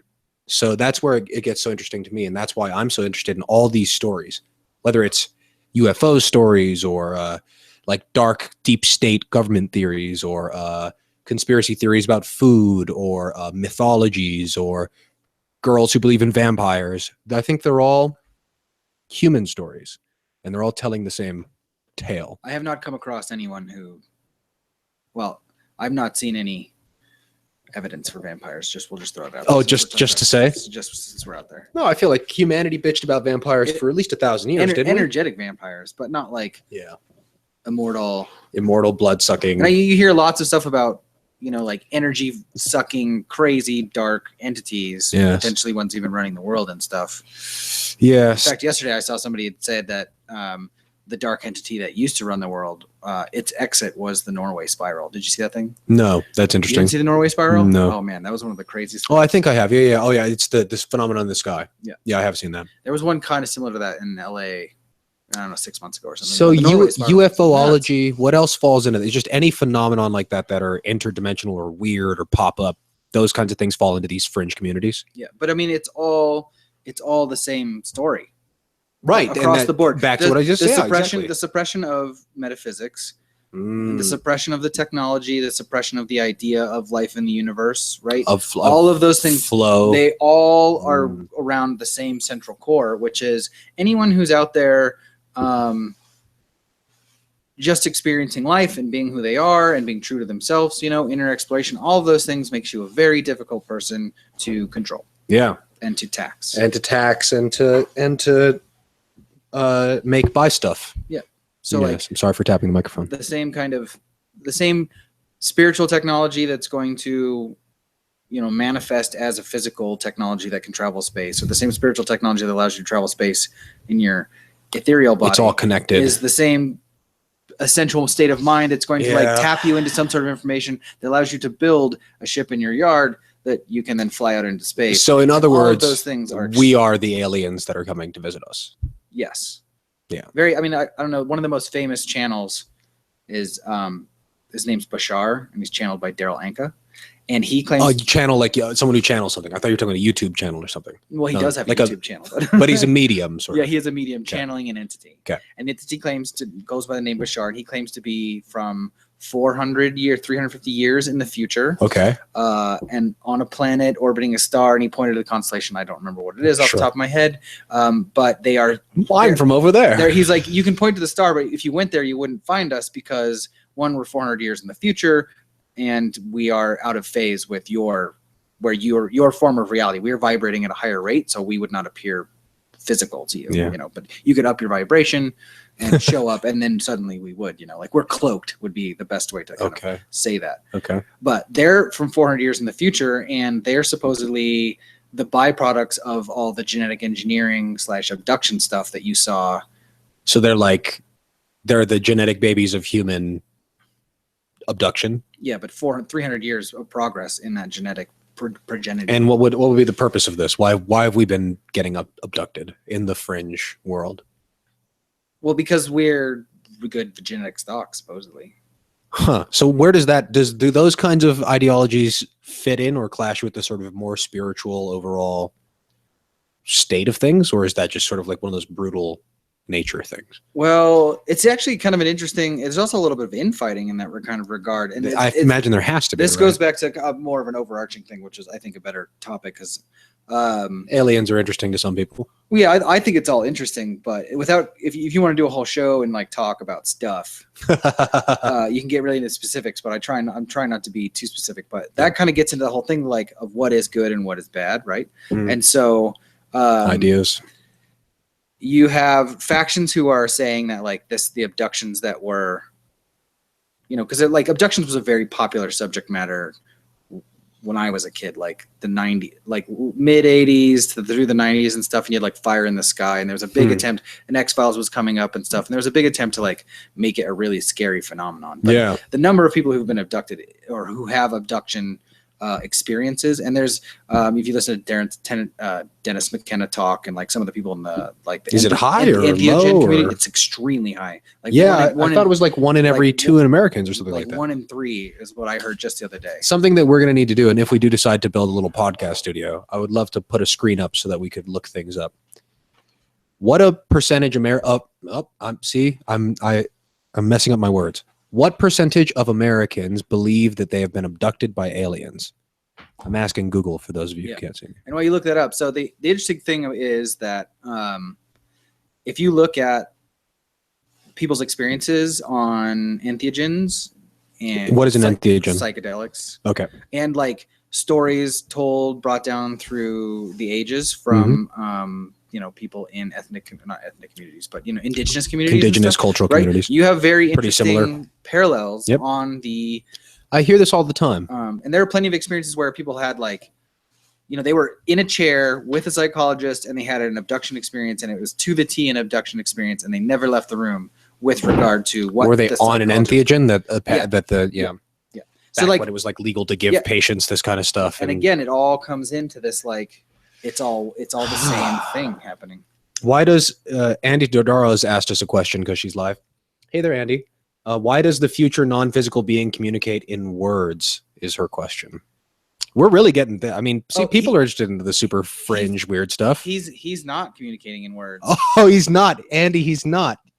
Your question's irrelevant. So, they're communicating non-verbally, but he has to translate it into words to tell us. Yeah, and then which it's pretty. Come on, Andy.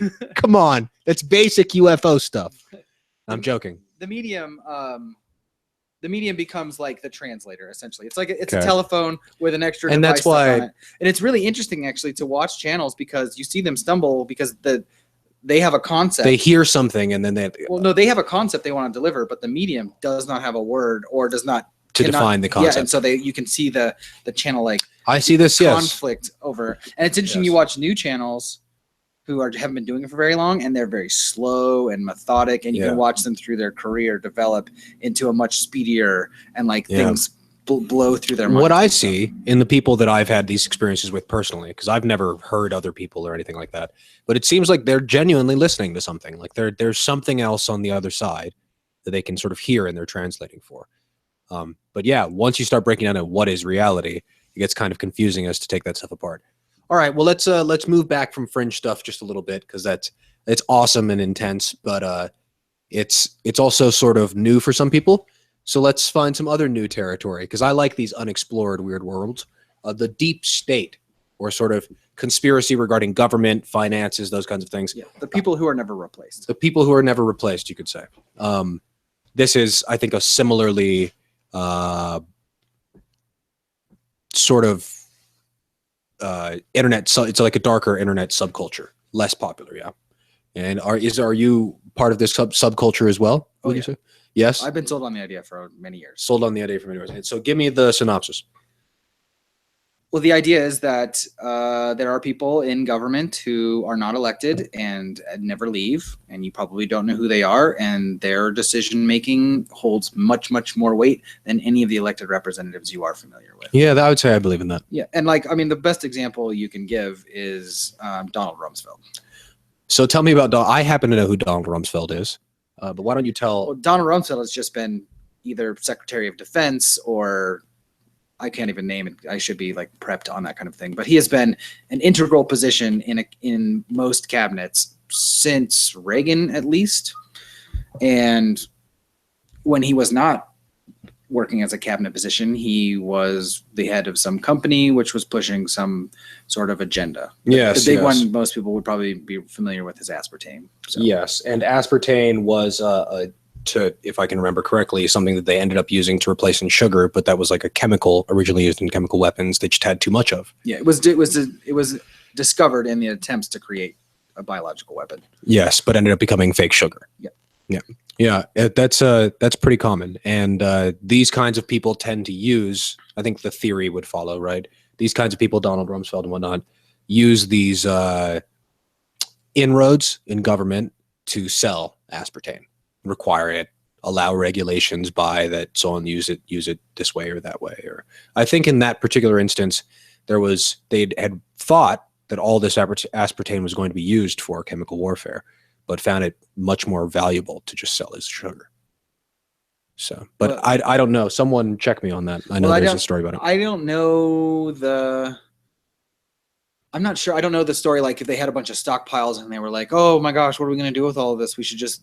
That's a surprising amount of. But if I were to guess, someone said, "Hey, this stuff is really sweet. How can we get people to eat it?" And then they were like, "Well, diet fads are really popular. They're awfully big. and easy peasy." So I mean, then there is a nefarious angle of like, "Oh, it's a neurotoxin, all this stuff." Yeah. But even still, if you're just a company that has a patent on a chemical and you're like, "How the hell am I going to get everyone to buy this?" Make it the new diet it's fad. edible, if it's whatever. Yeah.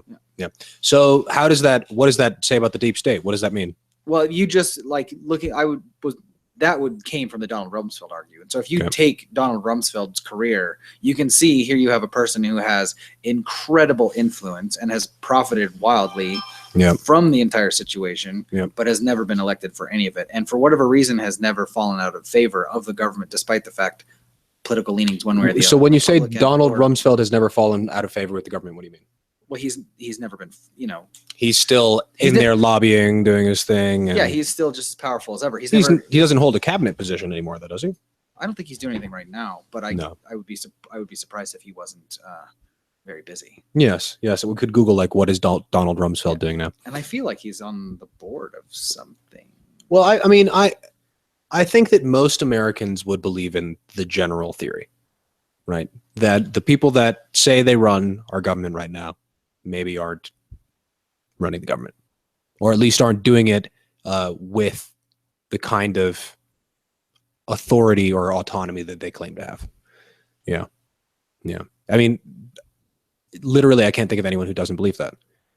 There's very few people, I think, that believe that it works perfectly and that there's no corruption or no. Yeah, the pictures of some of my Facebook friends keep flashing, and all the people who are most vocal about the recent administration change are all the people who seem to be hanging on to this idea that everything was perfect 10 minutes ago. Right, and it was not. No, there's zero evidence for it. Yes, that's definitely a good point. That's a hard one to take in, though, because when somebody like Donald Trump or someone else who's kind of intense comes, it's easy to think it was better before. Yeah, definitely. And also it goes back to this margins of what is bad and worse. And they're only right in terms of image. Yeah. Which is a perfectly valid argument, given that the president of the United States is only a spokesperson for the United States. He is the face of the United States. He's the CEO, kind of, isn't he?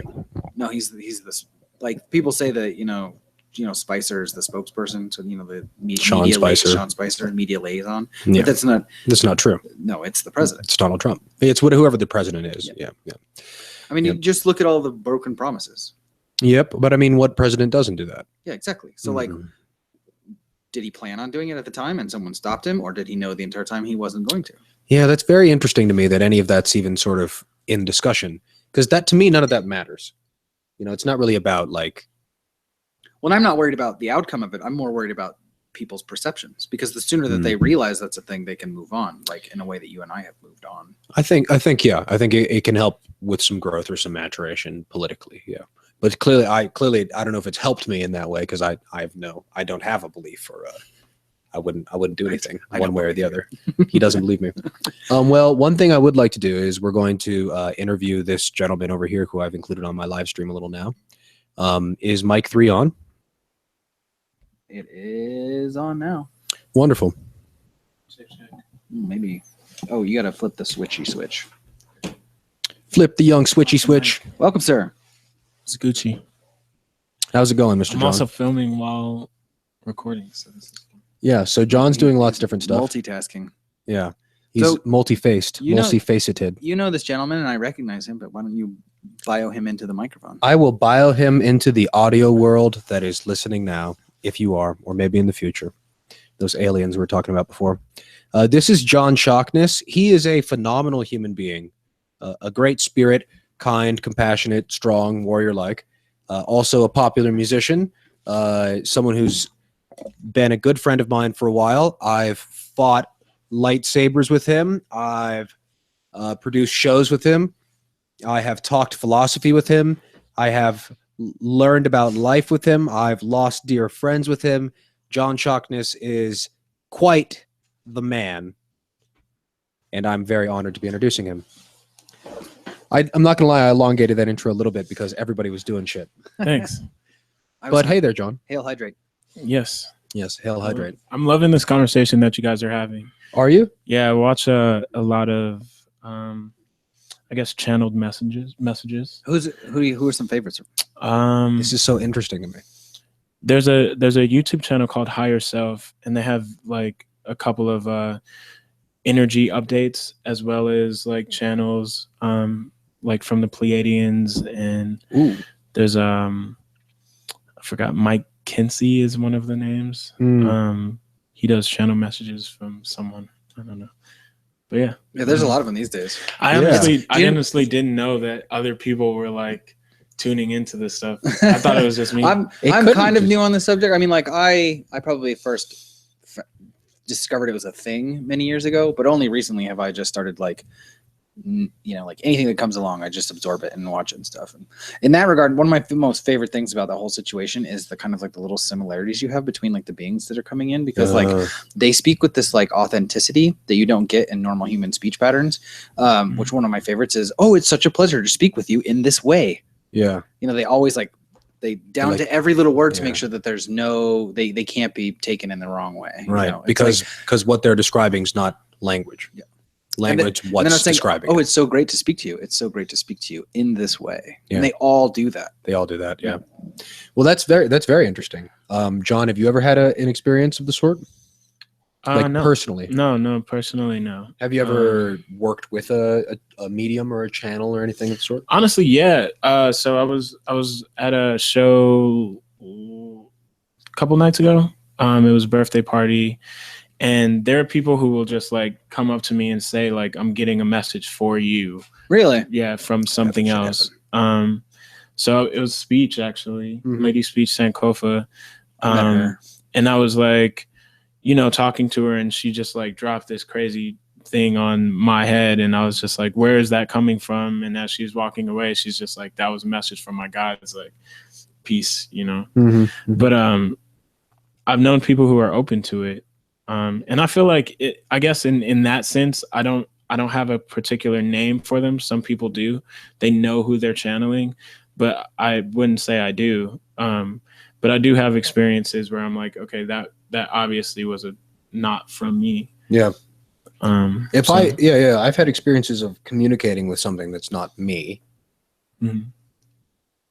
Have I? See, words. Words are such a strange thing. I have. Have I? I've had experiences where I felt like I was talking to myself, but I was not who I normally thought I was. So I think it shows up for me when I turn to something and notice something right away, or So this this is it's like yeah. I'm picking up on something in my environment that I was just thinking about. You could call it know? an omen. Yeah, It's a kind of synchronicity. It's a kind of I think that in a way it's just proof that the world's alive. Mhm. So here's something I want to dig into with you guys real quick. So science kind of has this view that the world is a machine. Yeah. You guys agree with that? There's a general dogma. Yeah. The world's mechanical. Causation. But that there's not intelligence behind this causation. Mhm. If there is, it's a sort of random, chaotic intelligence that just sort of happened. Yep. I've not experienced this to be the case. No, that's I've lost any sort of confidence in the idea of coincidence. Yeah. How about you? I think I'm on the fence with fully believing that it is a machine, and also I don't know.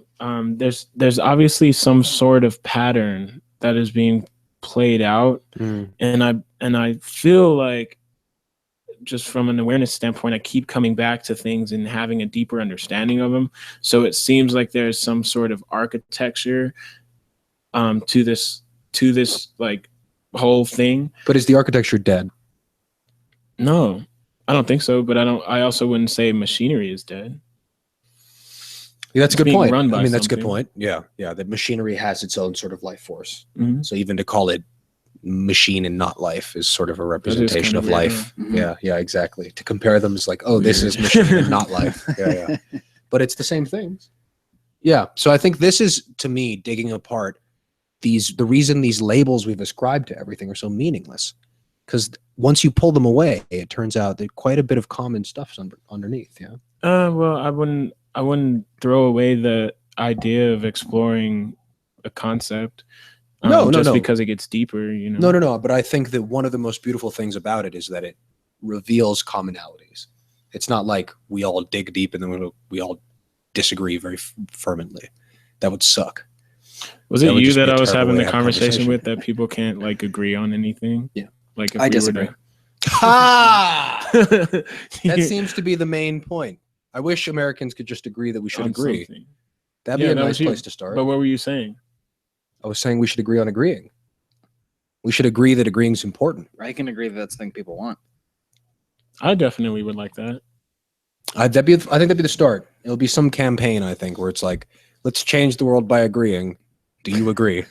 Do you agree we can change the world by agreeing? That's step one. That's just step one. Because if you can't have faith, then it's all for naught. Yeah, then what are you doing? But I mean, I agree. If we agreed, like, that Some people would not agree, though. I already know that. of course not. Of course they wouldn't. I don't know but that that's for the certain. first. No, you don't. But we could have a conversation about it. Some And people are cynical, man. Yeah, but you might find, here's a really mindfucky thing. You might find that the reason they're cynical and the reason you're not cynical are very related. Because they don't have something to believe in. Uncommon ground. Yeah, uncommon ground. I think that's probably going to have to be the name. I like that.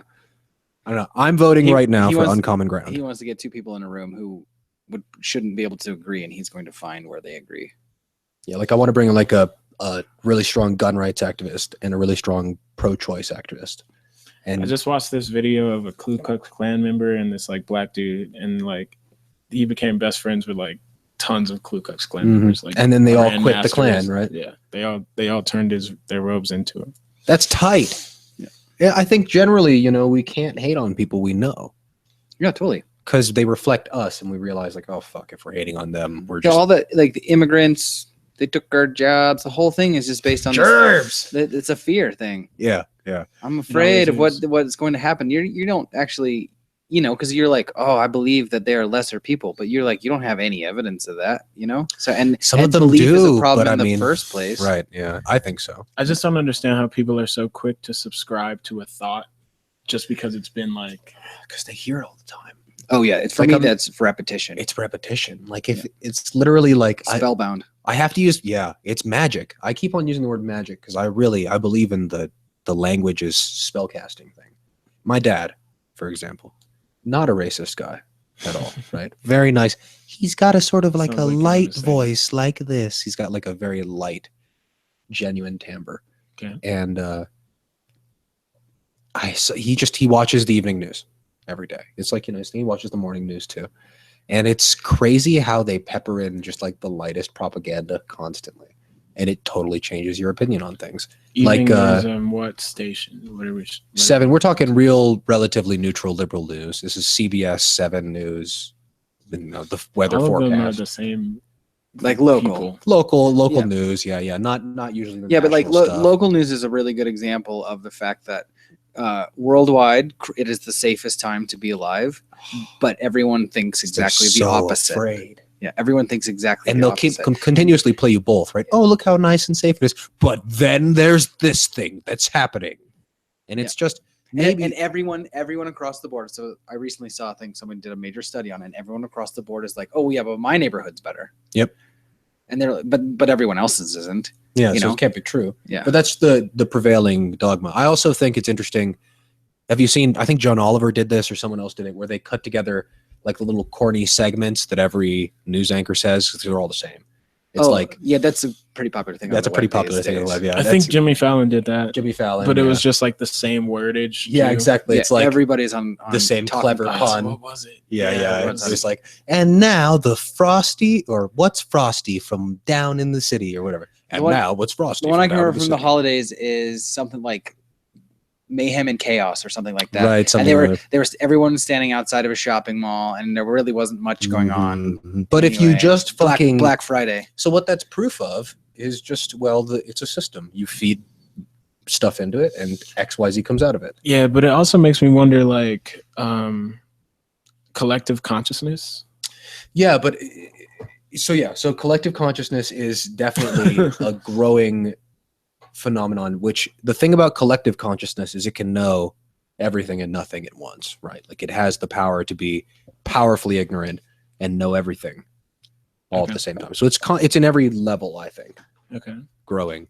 But my father is a great example, right? Kind, compassionate man. But I asked him the other day, he said some shit about what was it? He said some shit about like Shia Muslims. And the way he said it, I could tell he didn't have any comprehension of like the actual religion, or which I've studied a little bit and I think is interesting stuff. But he's just essentially said it was just violent. That all Muslim religions are inherently violent. Mhm. And I said, well, do you know that? Like, do you have evidence? He's like, well, I see it on the news all the time. They talk about it all the time, about how Muslims are violent. And if this guy does that, then he even used, interestingly, a phrase that like most people who fight against that would use as proof. He said, whenever a white guy does something, they don't say it's a terrorist, but when it's a Muslim guy, it's a terrorist. So it's because of his religion. Yeah. Well, hey, it's working. Hey, news guys, you're doing a good job of doing your thing. God damn. Like, to me, that's just the first indicator that we've lost touch with our stories. So we go back to the storybook and we're constantly looking for these tales to be told to us over and over again. The news is a great example. It's like a little, hey everybody. Hey everybody. It's like the news is like you know what it is? It's like a bedtime story. The news is like a adult bedtime story, Yeah, totally. and it tells you everything you're supposed to be doing. Fear you to sleep. Fear you to sleep, but there's both. No, John's phone. Sorry, everybody. No. But yeah, but it's supposed to fear you to sleep, but with a good moral ending, right? It's supposed to say sort of like, oh, the children were going to get eaten, but they escaped because they were good or whatever. So yeah, so it's a really weird thing, the news. And it makes my dad say like very subtly racist things or perpetuate systemic forms of oppression that he just doesn't recognize are habits. They're not even his opinions. You know? Like I know he knows Muslim people, and I know he doesn't think they're inherently violent because of their beliefs in God. You know? I know he knows that. But he's just the narrative. It's hard to undo. And it makes me think like, God, how many of these stories do I have that I've never undone yet that are still all wrapped up? Well, with specific regards to the news, my favorite story in this regard was like a major wake up moment for me was 98, 99. I was in Boulder and I was 7. I just graduated high school and I was just starting college and I was probably washing dishes or something along those lines. And I was walking through the floor and this woman was sitting at the bar with her friend and she had like kind of a faded orange t-shirt that was homemade. And it was, I don't remember exactly what it said, but it was a support for Palestinians kind of thing. And I read the shirt and I had this like knee jerk reaction. Like, what the fuck is that shit? And then I thought, wait a minute. Why did I react that way? I don't know anything about Palestine. that at all. Yeah. You know, like in fact, I don't know anything about anything as it turns out. And I was just like, none of us do. And I was like, where did that come from? It was inundated. Yeah. And that's probably like what really got me started. Because that was pre 9/11, because 9/11 was a big kickstart into politics. But that was the first time where I was like, wow, someone's been putting ideas in my head and it wasn't me. Yeah. Yeah. Someone else has been planting seeds. Yeah. Yeah. Because no matter where you fall on that whole spectrum of anything, you know, just the idea that I had a knee-jerk reaction, I had no idea why. How many people? Go ahead. Can I ask both of you what the large picture is? What do you believe at this current moment of where we're going? What is the large? I think we're at a time of epochal change. I think that we're like massive change. Yeah, I think we're at a time of transcendence. Is there an end point in your theory? No, the universe doesn't end, so I don't know. You know, the universe didn't begin either. I believe that. You do? No, I do. No, I don't. I do not subscribe to the Big Bang or whatever. Oh yeah. Well, yeah, but either way, the space in which the universe existed, if space is a thing, or the non-space in which non-things existed, had to have been there before the space in which space existed, or it wouldn't have a canvas to paint its stuff on. So I would say that what is real is actually beyond reality. It's beyond before and after. So there's no end point. But I do think there's a change. Like there's always changes. There's going to be change because it's inevitable. Yeah, well, I mean, there's always change, but I do think that we are entering a point of more rapid change. Like, yeah, the amount of this is you have change, and at some point you're like, there's way more change right now. Well, you were speaking about 3 and 5D, and it's been said to me. My understanding is that 3D is denser, so when you step into these higher vibrations, the density is gone, so things can manifest quicker. Mm-hmm. I see that as being a kind of metaphor, even taking that literally as a three-dimensional kind of conceptualization, I think. To me, what one is saying in the metaphor of there are multiple dimensions to reality and we are confined is saying that we're non-local consciousness, that we exist outside of this. Yeah. Yeah. And that it can be perceived. And I believe that. So then why contain it? Why contain it? Because if it were just uncontained ultimate God, then it would be boring. And it would know that it was God, and that would suck. Yeah. You couldn't surprise yourself. The whole idea is to put yourself in a box and then get out of it. Because if you are outside the box, there's no challenge. Yeah. And you didn't learn anything. The whole idea is to you reduce your perspective and then try to gain it back, because otherwise you're just standing around knowing everything. So you both believe that there is a unlocalized version of yourselves somewhere existing outside of time space. He doesn't believe anything. I think that's I Is that what you were about to say? I have no firsthand knowledge. My spiritual journey has Alright. not taken me anywhere where I could really quote, even anecdotally, or believe in anything. I have experiences of that being true. But I do believe that there is a I think- consciousness, like a high consciousness that has planned this all out and is just like watching. Mhm. I've seen enough to like not have any faith in the popular narrative, but I have not seen enough to like definitively say. But I'm immersed in that, thread of information consistently, and I think it makes a lot of sense. I think it makes a lot of sense. As a scientific left-minded person. Yeah, I think it makes an incredible amount of sense. I mean, because that's the whole thing. As a scientific left-minded person, you have a big enough microscope, you can find absolutely nothing, which is everything. Yeah, it is. It does turn out that 99.9 of everything is space, isn't it? Yeah. And when you Even in atoms, yes, that's the negative space. Yeah. I mean, like the popular version of an atom, right? If you had a ping pong ball sitting on the 50-yard line of a NFL football stadium, Okay. the electron would be a BB, and it would be somewhere in the seats, and you could know how fast it was traveling, but you couldn't know what seat it's at the time, right? That's the One more time for me. so you have the popular model of an atom is a ping pong ball sitting on the 50-yard line, and a electron speeding around somewhere out in the seats. Okay. And all of matter, when you're looking at this table, you have billions and trillions and trillions and trillions of ping pong balls, but for the most part, you have to zoom way the fuck in there to even see anything. And Right. that's most everything is nothing. but that is kind of like the 90s idea of like, oh, we have atoms and electrons and but things. But it turns and out then, when you see them, and now we've gotten to the point where we're like, oh, we can zoom all the way into the ping pong ball, and then you look at the ping pong ball and you're like, well, the ping pong ball doesn't really seem to exist actually. and it's made up. Here's the other thing too: if things are constantly made up of different things, like if you zoom in to a chemical chain reaction and it turns out to be these atoms, and then you zoom into an atom, it turns out to be these electrons, neutrons, and protons. That you zoom into those protons, neutrons, and electrons, and they're made out of quarks and this, that, and there's space in between all of this stuff, constantly a lot of space. Then it's deduced that 99.9999999 of everything doesn't exist. What does that mean for our state of being? Well, What does that mean for existence? I think it means that existence is actually sort of, I'm making up a word now and it feels fun, that actually there's a sort of insistence, that it's not external, that it's okay, there's a cat here. Love the cat. I'm cool with cats. They're just going to make all kinds of noise. Yeah, they love noise. So maybe it's not that everything's outside of us and it's made of stuff or non-stuff, but that everything's inside of us, and so it's made out of us. Yeah. That's me. very reasonable. Because when you look really, really close or you look really, really far, it looks the same. Who is the us? The scientists or me. When I look at like tree branches, But who are you? and I look at, He is the tree branch. I am observing the tree branch.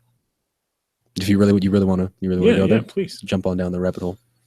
I don't know. I can't answer that question, but I can answer not answering it. But you can identify you in a tree branch.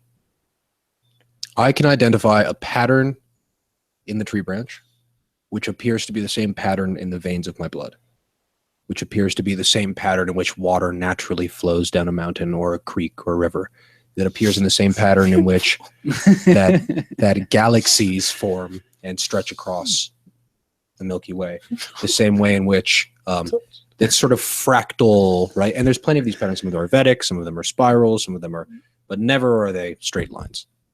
That's never perfectly organized XYZ. That seems to be a sort of made up construct. Nature in its natural uninhibited form is random as fuck, and beautiful and perfectly random. It's not accidentally random. Yeah, perfectly random, which is the cosmic joke. Yes. Or one facet of it. I think that is the sort of cosmic joke. And so for me, it's all a play. The big picture is a play. It's a joke. It's a dream. It's all just for this. Don't worry. We're doing great. Well, my takeaway from That's my opinion. the zooming in on matter and finding more and more nothing. And you find that what you were examining before was an attempt to, it's kind of a matter of perception. It is right. in the same way analogous to your identity of like you have Because what's been ignored scientific wise is this background field, which has tons and tons of names and was lost in the equals MC squared religion, which was basically like, well, there is no background field. We've proved away this background field, but how does a fish know there's no water? You know, so like it's very easy to prove there isn't this thing there. But there is a lot of evidence for this, like the mathematical and industrial revolution that went on in this country in the early 1900s of having, and it's called the regaging. They basically threw out infinity. They threw out infinity. They said there is no zero really ultimately, or infinity. There's just they were like, that's impossible. The universe can't be infinite. There's no way that it's infinite. So we're going, even though everything's pointing towards this idea of infinity, we're going to throw it out. And they did. Yeah.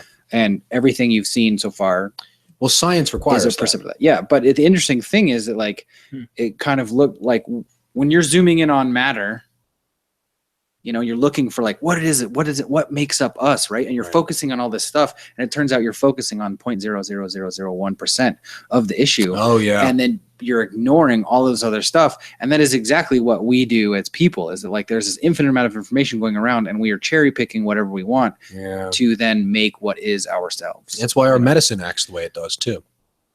Like, let's say John's got a problem with his back. Right, so he goes to a chiropractor, and the chiropractor says, well, it's your L3 and L2 aren't aligned properly, and so those need to be straightened. And then he goes to a psychologist, and the psychologist says, well, you just had a really bad breakup, and you're holding it all in your shoulders, so you need to let that go, and that's going to make your back feel better.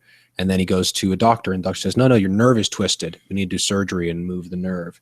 And then he goes to a nutritionalist, and the nutritionalist says, no, you've not been eating enough iron, and that causes back spasms, and that's obvious, and we tested you for iron levels. You need more iron. Well, who's right? Well, then he goes to an energy healer, and she does a past life regression, and it turns out that 3 lives ago you were stabbed in the back. And you have yet to recover from it. Right, and so what's the truth? This is to me, this is the real work. Whatever resonates with me. Whatever gets the work done, really. Right. You know? So I'm not interested in the answer. I'm interested in what action takes place after those things. Okay, so you need to go, now what is sort of the real spiritual work, I think. Big picture is gathering all this together, okay, we're destroying the planet. Humanity is sort of not sharing, and there's great war and famine, which is totally unnecessary. It's not like, oh, well, there's not enough food, so we're going to fight over it. Battle of the fittest. It's totally unnecessary to be fighting like this. Left brain, scientifically, it's just madness to be doing this, right? So these things, we need to take them all in the big picture and then ask that question. All right, what the fuck do we do now? You know, what's going on? Can humanity survive without war and conquest? Oh, totally. Totally. I would say we're doing it way we can survive. Yeah, it's the surviving through war. Not. Correct, but surviving through war and conquest is not sustainable. Yep. It's not something we can keep doing. I would not suggest we really survived, you know. Exactly, and it's not helped with survival. It's only killed folks. I mean, for one thing, you have 100. I mean, these numbers are all in contention, but you have at least 150,000 years of modern anatomical humans living on the earth, and only 3,000 years of tools. You know, and war requires tools. I mean, you can go out and fist fight all you want, but that's not war. You know, so you have a minimum of 148,000 years of non-war and 3,000 years of war. Of just brutal war, and even then, that really like. Worldwide, probably 5,000. Not even world wars, but I would say 5,000 years of tooled war, because the Chinese Empire had strict grips on things, and there were other ancient empires that seemed to be organized and whatnot. But maybe it wasn't war. We don't know. You know, maybe there was pyramids built because they really wanted to move some stones, and they just felt like it was a thing they could all do together. I doubt that, but maybe. Yeah, there's also a lot of the narrative that's been destroyed. Yeah, we can't. There's no way to regain it. Yeah. Yes. I do think that there's a massive amount of alternative history that is still there. Like, I don't think the books have literally been burned in every case, but that is the case for a lot of things. Mostly, I mean, when you see religious art, the reason that religious art is so prolific is because it's what didn't get burned, and it's who had the money to pay for it. That's true, or who protected it when it was being hunted down. Yeah. So that is very interesting. What about you, John? What do you think the big picture is? I guess for me, the big picture is community and organization and love. Those are all good. But I'm a little as far as the actions that it requires to get there. I don't think there's a roadmap, and I think that's kind of where people are freaking out. But I also don't necessarily see a lot of people with the vision. So it's making me realize I have to express that vision more clearly. And then I think other people with that vision will kind of find their place in it. You know what I'm saying? Yeah, or find their interest. It'll resonate to them if it's it aligns with what they see for the future as well. Yeah. But the future is built in the present, you know, and I see a lot of people complaining, but not taking action. And so I'm just kind of like, what action steps can I take? Mm-hmm. And it does come from a place of self introspection, you know? I think so. You have to realize that there is a self that can be seen, which I don't think a lot of I don't know if a lot of people I am assuming here, but it seems to me that people spend a lot of time looking externally instead of, you know, going inward. But yeah, well, I don't think they understand what people like you and I and Samson mean when we say going inward. I think inquire within. Yeah, I don't think that has any grounding in experience. Some people want to avoid themselves. I don't think they know. I think it hurts. It does hurt. Well, I can tell you from my own first experiences in meditation that when I first started meditating, it was fucking torture. You know, to sit there and do nothing and have to hear my own rancid, putrid thoughts, right? The ones that I've just suppressed real deeply. And just when you really sit there, you're no longer all this pressure you let go, and then suddenly stuff comes up. Yeah, I forced myself to just lay down. Yeah, it's not easy. It's not. But if you're not suppressing stuff, it's not hard either. And the suppressing of stuff as a phenomenon causes issues. So it's actually much more pleasurable to just go through the pain and let it out than to keep suppressing it. Yeah, that's kind of where I got get her done. The 3 to 5 transition. That's kind of where I started picking up on that understanding, because I'm seeing that we're kind of it's almost being like, you got to change or die. Yeah, you're going to get just taken out. I think that's the case for humanity. I mean, I buy the Terence McKenna theory that maybe consciousness is not this form of consciousness, this intellectual human experience where we get to transcend and learn about the reality of life and all that stuff. Maybe this isn't a surefire thing. You know, maybe this is a test. You know, maybe this is a birth. Maybe this isn't something that's going to last forever because God or ultimate consciousness or reality is this is just like giving it a shot. Training. When has nature ever done anything different than sort of trial by fire? Yeah. Right? Always trial by fire. Yep. So I think, in my opinion, that consciousness or intellect is a test run. It's a birth. And just like any birth, it's bloody and painful. And there's a sort of term, and there's a sort of, first there's the womb state where everything's like taken care of and it all gets to a point. But then there's the one bloody, terrible moment. And that's when things can go right or wrong. Yeah, eating the apple. Yeah. So for me, I think the Earth might be test driving consciousness. And I think also if the Earth is consciousness, it knows eventually it's going to get eaten by the sun and it's going to get smashed up by rocks and it's going to go away. Right. And if intelligence and human consciousness is limited to that rock when it explodes, then intelligence goes away too.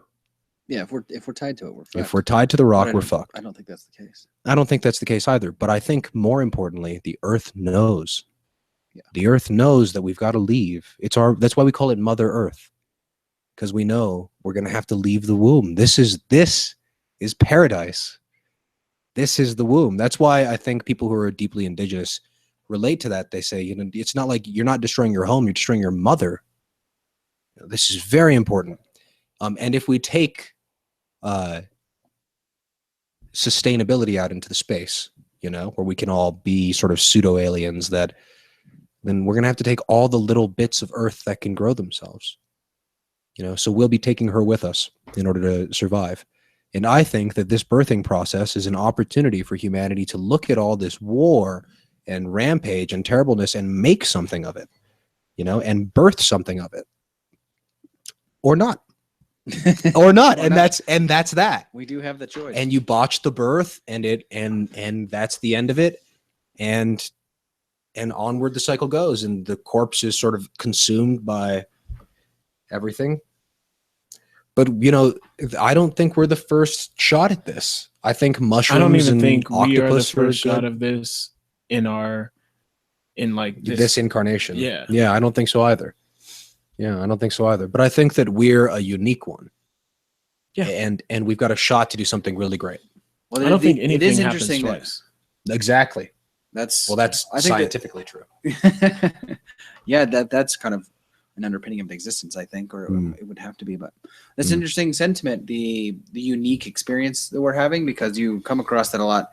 And like back to the fringe UFO thing, is that it seems a pretty common theme that this experiment we're doing on Earth is a little bit more extreme than has been witnessed before, at least in like our portion of the a little galaxy, riskier. Yeah, like we're all everyone's. Well, that's what I'm saying. Like I hear this a lot of people being like entities and stuff saying like, oh, you guys are like pushing it. Like for example, Bashar, the channeled one. Yeah, his group of people, they refer to us as the limited. Like because we are one of the most we have chosen to like put ourselves in one of the most restrictive and limited situations possible. We chose to play the game on like the hardest possible difficulty setting. We chose to forget the most. I really believe that. I think that's also what makes the awakening so powerful. It's that whole yin yang concept. Yeah. So what a beautiful thing. That's just interesting. Yeah, I think that's super interesting. And also I think is the only thing to me as a human that could actually unite like North Korea to Russia to America. Like, all right, do we want humanity or not? Yeah. Because see, that's this thing. We're kind of acting like maybe not. Yeah, but I also I always have like interesting reactions to people's like a political kind of metaphor like that, because I'm always like, but that's not. There are a lot of options for what's going on there. North Korea is an interesting situation because a lot of like the super alternative, deep state information I've been reading is that like North Korea is this weird anomaly worldwide. Like as far as like dictators and like weirdness goes, it doesn't get much weirder than North Korea. And there's not anything like that. There's nothing that's that. Yeah, and so when you have all these governments, autocratic, us mostly, who are running around being like, oh, that's a bad guy, we're going to get rid of that bad guy because we're good guys and our job is to make the world good. We're going to get rid of the bad guys, and everyone's like, North Korea? Are we not? I mean, like we put them on the axis of evil, but we seem perfectly fine to like let them do whatever we want. And supposedly the reason that is they get the reason they get the free pass is because they're one of the largest producers of ecstasy worldwide, and they have this like massive illicit drug trade, which is what funds their country and funds a large amount of like black ops worldwide. I saw some of that on Hamilton's Pharmacopoeia on Vice. There's definitely some truth to that. Yeah. Yep, that's interesting that I've not seen that, but I know. Oh my God, it's great. Anyone who's interested in like the weird world of the mind, Hamilton's Pharmacopoeia. Weird little dark, skinny, emo, sort of pale guy who goes around interviewing people that do all kinds of drugs all over the world. It's really phenomenal. Yeah, it just makes me think of like when you say North Korea, or when you say Russia. You're getting this generalization of a large mass of land, which is like North Korea is occupied by both dictators and like 7-year-old little girls and like farmers. So it makes me think like who are we fighting against? Like what is our I don't equate Russia like that. Like Russia's like a normal Russia is a normal place where it has like a leader and people who voted for the leader, yada, yada, whatever. But like North Korea stands above the rest. That's true. It doesn't. Weird place. Like it's easy. You can go and just like YouTube people who are like, oh, I was stuck in North Korea and I went to South Korea, and they have buses. I'd never seen a bus before. They didn't know how to use public transportation and like all kinds of random stuff where like their life is like There was a North Korean 1930s, but with but emotionally. Yeah. Yeah, not just like stuck with 1930s cars, stuck with like 1930s mindsets. Yeah.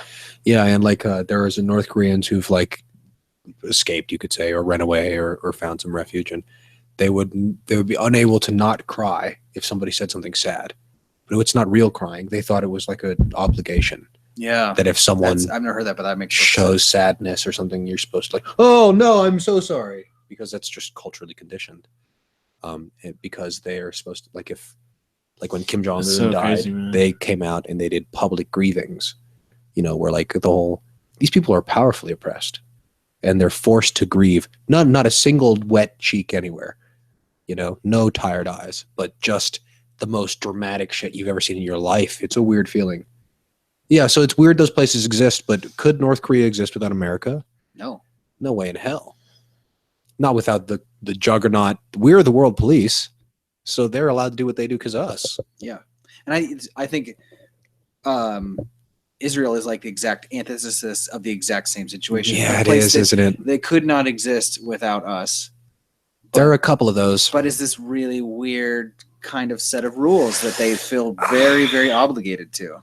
So we might buy ecstasy from North Korea. Do we sell weapons or anything to them? Is there any import export? North Korea? Yeah. No, I'm not aware. Not that I'm aware. They're getting all of their weapons from somewhere else. Yeah. I'm just curious. Not publicly anyway. Yeah, but like publicly we give Israel weapons. We just approved $300 billion worth of weapons aid. Our aid is like, humanitarian aid. I think the money we give them is like 3/4 of their economy or something. Yeah, I've heard that too. Yeah, and the Israel lobby is the most powerful lobby in the world, and definitely America. Oh, yeah, by far. Yeah, so it's an interesting What do you thing. think the end game of the political system would be? They don't have an end game. They have no idea what the fuck they're doing. You said before it's world domination. Well, that's the current situation. It's not like America's gonna dominate the world. That happened, what, 40 years ago? It's been done. 50 years ago? Yeah, I would say that the actual, when it would have probably actually been done, like that would not be a thing anymore in like 2009 to 2010 or something. Yeah. I mean, for the most part, we were like wildly dominant. I would say after dominant. World War II, we took advantage of a very, very weak world state and economy and just ran everything, mostly through proxy wars. And that's what, and us and Russia kept, from my understanding, I've got anarchist friends who can check me and confirm, or communist friends or whatever you identify as now. But Russia and America were constantly fighting over the world since the end of World War II, who were allies at that time through proxy wars. So they were constantly fighting over different parts of the world by giving this group weapons or supporting this political regime or like creating this fake terrorism, and then like creating internal conflicts and sort of using that as a distraction or a way to use the opponent's resources and then swooping in and cleaning it up. Yeah. Which also common. Fed the machine. Which feeds the machine of buying guns, buying bullets. There's plenty of guys out there who are like, I'm not making enough money. We need more war. Right. And those people might not be Russian or American. Yeah. They can be anybody in the world, in Australia maybe. And there could have been people inside the United States pushing people into war for the purposes of profit. And there could have been people outside the United States pushing the United States. Right. And vice versa. Yeah. So all this stuff was happening. And I think that essentially that's what led to the Cold War, which was us just saying, well, who's going to rule the world? Is it you or I? And it was essentially like a dick measuring competition, really is what it was, which ended with, I guess, the falling of the Berlin Wall, right? But really what happened was the USSR fell apart. It totally fell the fuck apart from the inside. Well, what really ended the Cold War was we hacked, we capped one of their cables. And we got a whole bunch of, well, the thing, audio recordings of them being like, I don't understand why the United States is so mad at us. And then being like, oh, they don't want us to die. All right. Okay. Yeah. So once that was kind of like in the consciousness of government, it was like, well, we don't really know what we're going to do now. Right. But then it turned. Where do we go from here? Yeah. Yeah. But I mean, since then, I'd say, backtracking, we've sort of had a kind of dominant position in the world. Would you say so? Yeah, totally. But it's an interesting. Noam Chomsky would say so. It's an interesting. The idea, like, it's again comes to the existential. Like, who are we? Who is the United States? What is, because a lot of that control comes from the dollar, and the Federal Reserve isn't really a United States situation. The petrodollar is what creates the value of our money. Yeah, if people don't trade oil in dollars, dollar's not worth nothing. Yeah, and the dollar is organized by the Federal Reserve, and the Federal Reserve does not exist inside the United States on a legal situation. And even when you look at it behaviorally, owned by banks. Yeah, it's operating as an international entity. It does not. The Federal Reserve does not say, well, it's not federal. Yeah, it doesn't. It doesn't say, well, I'm going to do this because it's what's good for the American people. No, I didn't do what's good for the dollar. Yeah, So like, so when you say why, because international investors don't give a fuck about America, they care about the American dollar. Yeah, but the Federal Reserve does have the power to say, what would be good for the dollar is if the United States would do this, and then the United States and its politicians and its media will say, oh, we have to go do this because it's good for the United States, and despite the fact that it's actually good for the dollar, which is, the dollar and the United States are two separate entities, and have been closely related and interrelated. Yeah, absolutely, and like, and anyone who fucks with the dollar gets smashed by America. Yeah. So America's like the overarching father figure of a young kid who gets bullied and physically beats up anyone who bullies his young child. Turns out his child is lying a lot about who's bullying him. Exactly. That kid bullied me too. Raw. Yeah. So that's my view. But I do not think there's an end game, because in the same way that, the same way that we are conscious beings, like trapped in a box, and our idea is to get out of the box. Every box they make, we're going to get out of. So their end game is to never stop making boxes. Their end game is to not have an end game. Yeah. Yeah. Because then they will. It would assume, like, people. The idea, like, who loses is the one who stagnates, right? As soon as you like stop being innovative, you've already lost, and that is exactly the case for politics, because anytime you have like senator or whatever, and he's like gets too comfortable in his seat, next thing you know, he's fucking out the door. Yeah, and that works on a world stage as well. So, and I'm sure that the deep state works that way. Yeah, they know that they have to keep on their toes with regard to like how it is they're going to like stay in control, because if they sit on their laurels for too long, we the people are going to take it back, because we have innovation on our side. Also, because this just happened like a lot historically. Yeah, it's the story of the world. Yeah, the people of power get comfortable. Everybody rises up. Internet's a perfectly good example. They're like scrambling to control the internet right now. Yeah, it's really since they're kind of on the verge. Yeah, have you seen that Netflix movie about the kid who defended the internet? Oh, it's a great. That sounds familiar. Yeah, it's about this one kid who I think did 50 years in federal prison or something. I think he might still be in prison, but he did some basic encode. He essentially got encoding software to white hat hackers and to like people who were in the community who weren't government officials, and kept the encoding technology 2 or 3 steps ahead of where the government was at any time, which is part of the reason it's so hard to control the fucking internet right now, because private encoding is like on par. You mean encryption? Encryption, I'm sorry. Yeah. Private encryption is on par with PGP, with some of the dankest government billion-dollar shit. So that means, and because of the phenomenon of consciousness, right? Like that if 100 million of us work together and visit a website at one time, it would crash it. Yeah. If 100 of us sent 1 million to one website at a different time, do the same thing, which is my theory on like the economic situation, where you see the flow of money upward, and just that in my opinion, the reason I think that they do that is not just, I mean, it's a greedy thing, but it's not just like I want more money. It's this idea of that if your ground layer of people are given even just another 10 minutes a day of free time, that ups the chances of someone inventing the next great thing that sets people free by a factor of 10. Which is why you just suppress innovation and creativity generally. You have to really squash the people, because you're fighting an I don't think, though, this is a conscious thing. I don't think that the people that are in those positions are human beings that think I need to oppress the creativity of others. I do, but you do. But I don't think those are the people we see on TV. Yeah, those aren't the people we see on TV. I agree, because those people. But I still don't think those people, as dirty, and I will use the word occult. I think they're occult. I think they commune with forces and life forms which are not. I would put them on. I would put them, well, not on par. I would say they are probably quite above us, but I would imagine them to be very highly powerful spiritual people. Yeah, but super spiritual. They are taking the satanic route, i.e., that there is a spiritual path that you can take, which is I can do whatever the fuck I want, whenever the fuck I want, however the fuck I want, with with no consequences. And there are consequences, but you refuse to see the consequences as consequences. You only see it or they're as not happening path. to you because you're spiritual enough to recognize that even if there are consequences, you don't have to pay them. Yeah, and all the woo-woo people out there will say that, you know, like the dark path, you can progress on the dark path, but your chances are like it's very difficult and they're so much smaller. I just think you get lit up by the universe because I mean that's a vicious I think so too path to take. But because I feel like when I take the opposite path, when I sit down with people I love, when I try and act compassionately, that the universe just sort of acts friendly to me. It opens up opportunities and so on and so forth. And the opposite things tend to happen when I do the other. Yeah, but I know people to whom the universe doesn't seem to respond this way.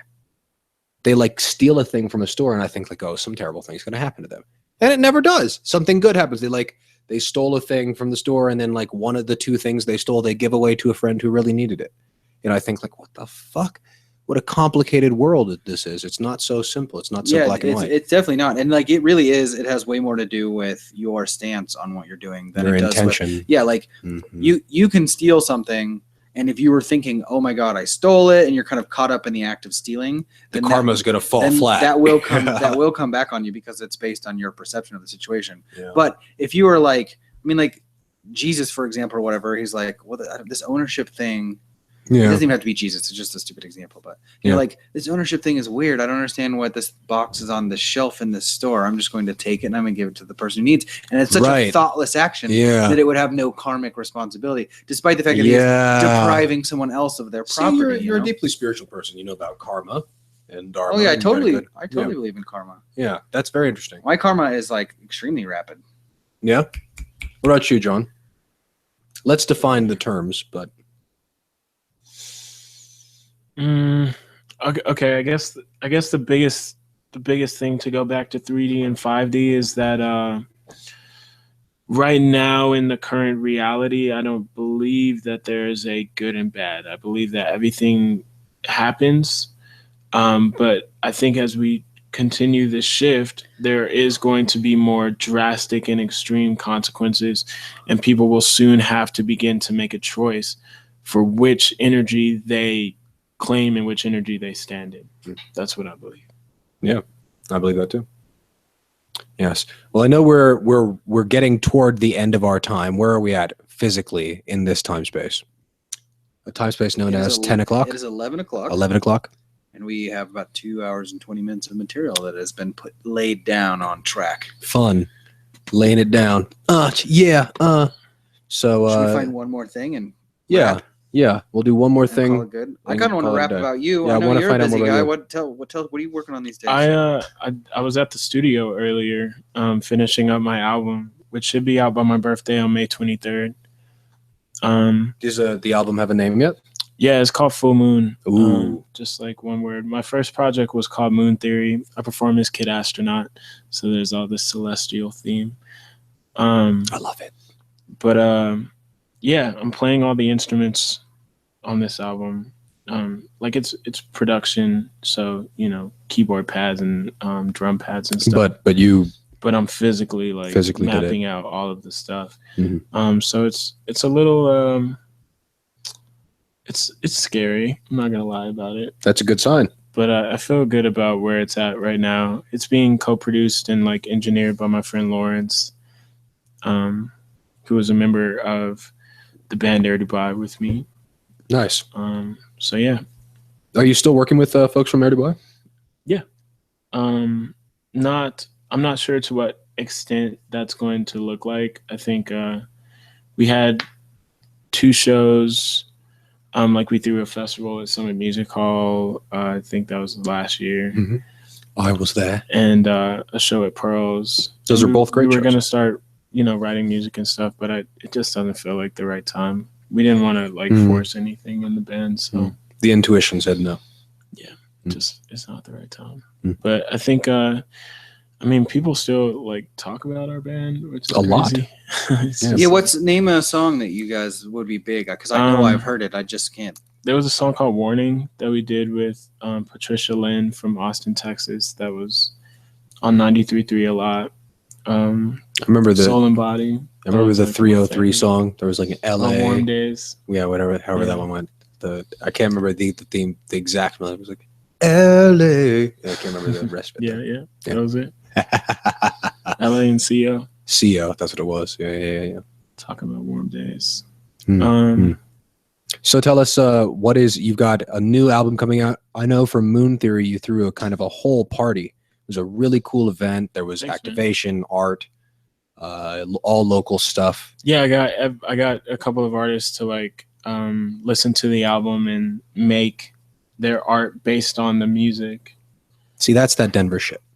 Yeah. And yo, man, that's the Denver shit. Man. Yo. Shit. You don't want any of that. That's that New York shit. You want some of this. You want that Denver shit. That Denver shit. So tell me, you plan on doing that for Full Moon? Well, the project and a lot of the reason why I'm calling it Moon is because I study tarot, and in that study, the Moon tarot card is all about the intuition and the unknown. So I kind of have been developing this project from that perspective of there's a lot that I don't want to plan. I kind of want to just trust my intuition and trust my guidance, and not necessarily like I want to do this because I feel like I don't have the words for what it wants to be yet. And so I like think a medium. That's also where the fear and the apprehension is coming from, and that's kind of what I am being not forced, but it makes me want to like follow. It's pushing you that direction. Yeah, exactly. Yeah. Instead of planning it out and trying to do a similar thing. So the answer is, if there's a party, there's a party. There's a party. Yeah. And if not, there's not. But I feel like there will be something. I feel like there'll be something too. I change every day. Like every day, it's like, I have a new understanding of myself. A new piece comes in. I'll just be like walking around and see something. Like the moon was this huge yellow moon tonight. Oh, so beautiful. And like, that's the color of the moon on my album. It's like a gold moon. And I'm just like, yo, like, good sign. It's happening. It's coming. So. Yeah. Yeah. Well, as somebody who really enjoyed the Moon Theory party, I do hope that another one manifests for Full Moon.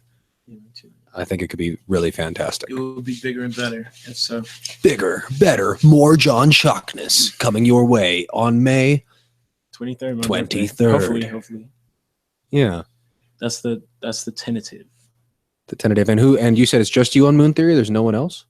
You and Lawrence. Full Moon. On Full Moon? Yeah, we'll see. I'm still kind of compiling tracks for it. Right now, it's just me. How deep are you track-wise? Is that an okay question to ask? Yeah, I have 4, but one of the songs is just not working, so I scrapped it. Is it going to be an EP or a full album? Or I would like it to be full. For sure. What does that mean to you?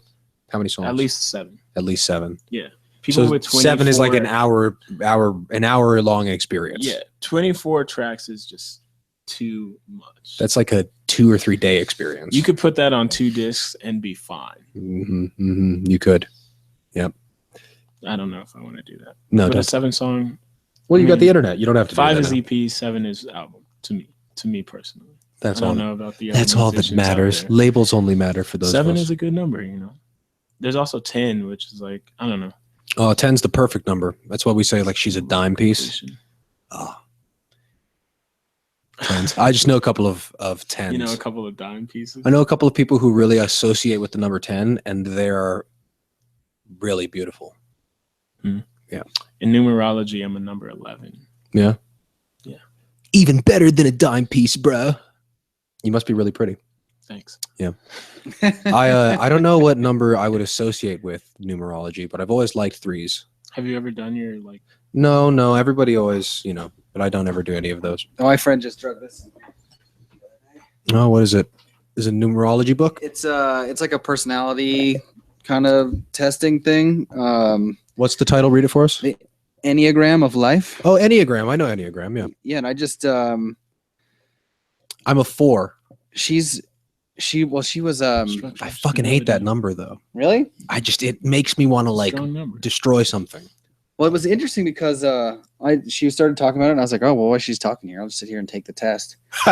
And then and she's like, I'm trying to decide how I would like to describe her, but she was like all convinced about this or that, and like she's just read the book and she's trying to like apply her knowledge or whatever. And so I take the test, and the first one comes up, and she's like, that doesn't make any sense. I don't think you're that kind of person at all. And like, I was looking at the results, and like, none of them like really jumped out. Like there was like 5 numbers, but they were all like super high, like right next to each other, And I was like, well, what does that even mean? And so like after she left, I started reading, and they're like, if you have a bunch of stuff that like relates really high, you're probably not any of those, and you might be a 3, 6, or 9, which are like kind of the weird ones or stuff, And I was like, oh well, that kind of makes more sense, But she just wanted to like dive into like the first piece of evidence that like jumped out of her, but she didn't believe it because you don't seem like that kind of person to me at all. Yeah, there's a part of this narrative stuff that's labely, it's prescriptive.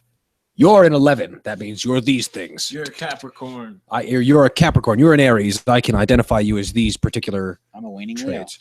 Right. Yeah. Whatever it is, though, really, that's not so different than saying you're an arrogant person. Do you see similarities with the descriptor and the person? Of course I do, because every story has similarities for every storyteller and story character. And those are both us. So there's always going to be a great similarity. But I will say, if you let it happen naturally and you let the universe guide to you, then it goes back to the universe being a live thing. Like, I really believe that I have encountered people who do not know what the fuck they're talking about, who have no idea what the fuck they're talking about. But I am just being, or it could be everyone or anyone. It could be my own. But still, I really I have a feeling that I've encountered people who, like, on the street one time, I encountered this one Christian person who was like really into Jesus Christ. They gave me a Bible and they had like messages for Jesus from me, and they were saying things. But the things they were saying were legit as fuck. Like it was like, she said Corin's name. This was like the day after Corin died, and it was like, flipped the heck I didn't flip out though, because it was the thing that was clear to me was, this person isn't talking. This isn't the person talking. Mm-hmm. This alive, non-mechanical universe is talking. I can't describe what they said. No, not live on air, but, because it was crazy. It was really crazy. But it was so crazy and about Corin, it was so true that it was like, well, you didn't hear this through the grapevine. This is like, it was a message to you from Corin. It wasn't a message to me, no. But it was like a message from Corin, but it was like not to me. It was just something he would always say, and it was really phenomenal. And as soon as she said it, like immediately, like boom, I got this kind of like ringing in my ears, and I couldn't hear anything else she said. Was it something about Crips? It was not something about Crips, but that is something Corin would say. He did love Crips. He did grow up here in the very neighborhood that we're in now. Shout out, I guess, to the Crips. Yes, he would call them Pokey Crips. What's the Pokey? I don't know. He liked to refer to them as Pokey Crips. So something about Pokemon. He was ahead of his time. He was ahead of his time. Yeah. Speaking of Pokemon, the whole history of, how actual CIA that whole situation is. Oh, what? God damn it! You don't know Pokemon Go? I mean, I play Pokemon. It is 100% top to bottom funded CIA operation. Good. You better know about me. Yeah, it's actually it's really interesting. So the guy who's behind it it's basically like, God damn it. So someone the precursor to Google Earth and like Google Maps and everything, right? That whole thing, that was a guy, and he wrote all that stuff. Yeah, and they were like, oh, this is good shit. And the CIA scooped him up immediately. Yep. And everything he's done ever since has been a location-based information technology stuff that's all about like where people are and what they're doing, and it's all been CIA funded from the get-go. And Pokemon Go is no difference. Well, and the very interesting thing about it is they're not hiding it at all. It's very easy to find. And with Pokemon Go, like they can flip on your phone. Like they can do that anytime. If you want to find anybody, like, we just need to find somebody playing Pokemon Go at this cafe, and if there's nobody playing anything at the cafe, they just drop a lure, or they just put a really rare Pokemon, and people just flood the place with their cameras held high, like. Yeah. Yeah, and then they get and they can see everything they need. So they can bring. It's like having millions of field operatives. Yeah, you can send to any location. That's a good point. It's my understanding that iPhone, at least, I don't know about other mobile providers, but I believe that they have stated publicly that they are not fucking with that side of things. Is that true? No, not at all. Come on. No. They had a letter. The dude wrote a whole letter about how he was like, I'm not going to allow the federal government to infiltrate private information on iPhones. And that's something as a business model that that's doing. you. I don't think capitalism works that way. But you sign that all away when you click yes to the agreement. Oh yeah. I'm sorry. What if you read of the terms and home conditions? Screen was so pretty. Did you read any of the terms and conditions? Fuck no. Who I'm a has? millennial. No, like you when you download it from the store, it says these are the permissions this app needs. It's gonna get visual and email and Google. Pokemon Go when it first came out was everything. It was everything, yeah. And they did cut that back, but it still has access. It doesn't matter. I mean, here's access to your hard drive. It has access to your camera. Anyone who knows, right? Anyone who knows software engineering knows that if it's possible to have that, if there's a little fucking 0-1 code that you change that goes from does not have access, has access, then that can be changed at any time. Yep. You don't need the permissions of my thumb and that device to really get through it. Yeah. You have to actually encrypt your stuff. The Vault 7 revelations are a perfectly good example of that. The CIA, I wish I remember the name off the top of my head of that particular program, but they cracked all the encryption for WhatsApp and all, because everyone's complaining about, WhatsApp is encrypted and it's not safe. Terrorists can use it and whatever. And there's all these law enforcement, but they take the data between the microphone and the chip that's encrypting it, but they suck out the data before it's ever encrypted because they've got root access to your phone. Yep. They can do that kind of stuff. They can't do that in the internet though, because it's too confusing where and what IP is what. Like you could do that for any one person or any one phone if you have root, if their access point is a database, a network of some kind. Yeah. But it's not impossible to be anonymous on the internet. But if you you and your everyday phone, they know exactly who you are. It's pretty impossible. All of your data. It's pretty impossible to be anonymous. All of your data is stored. Yeah. On a major network, at least on Verizon, Sprint, AT&T, no way. You're constantly tapped in, and there's coverage everywhere. So even if you weren't tapped in, you think they can't turn your antenna back on? Yeah, even if your phone's off, it's on. Right. Well, I mean, on some level, there's a reserve power that keeps it. No, but I'm saying literally, even if it's off, it's on. There's been a couple criminal busts where that data was used in court. They've proven that.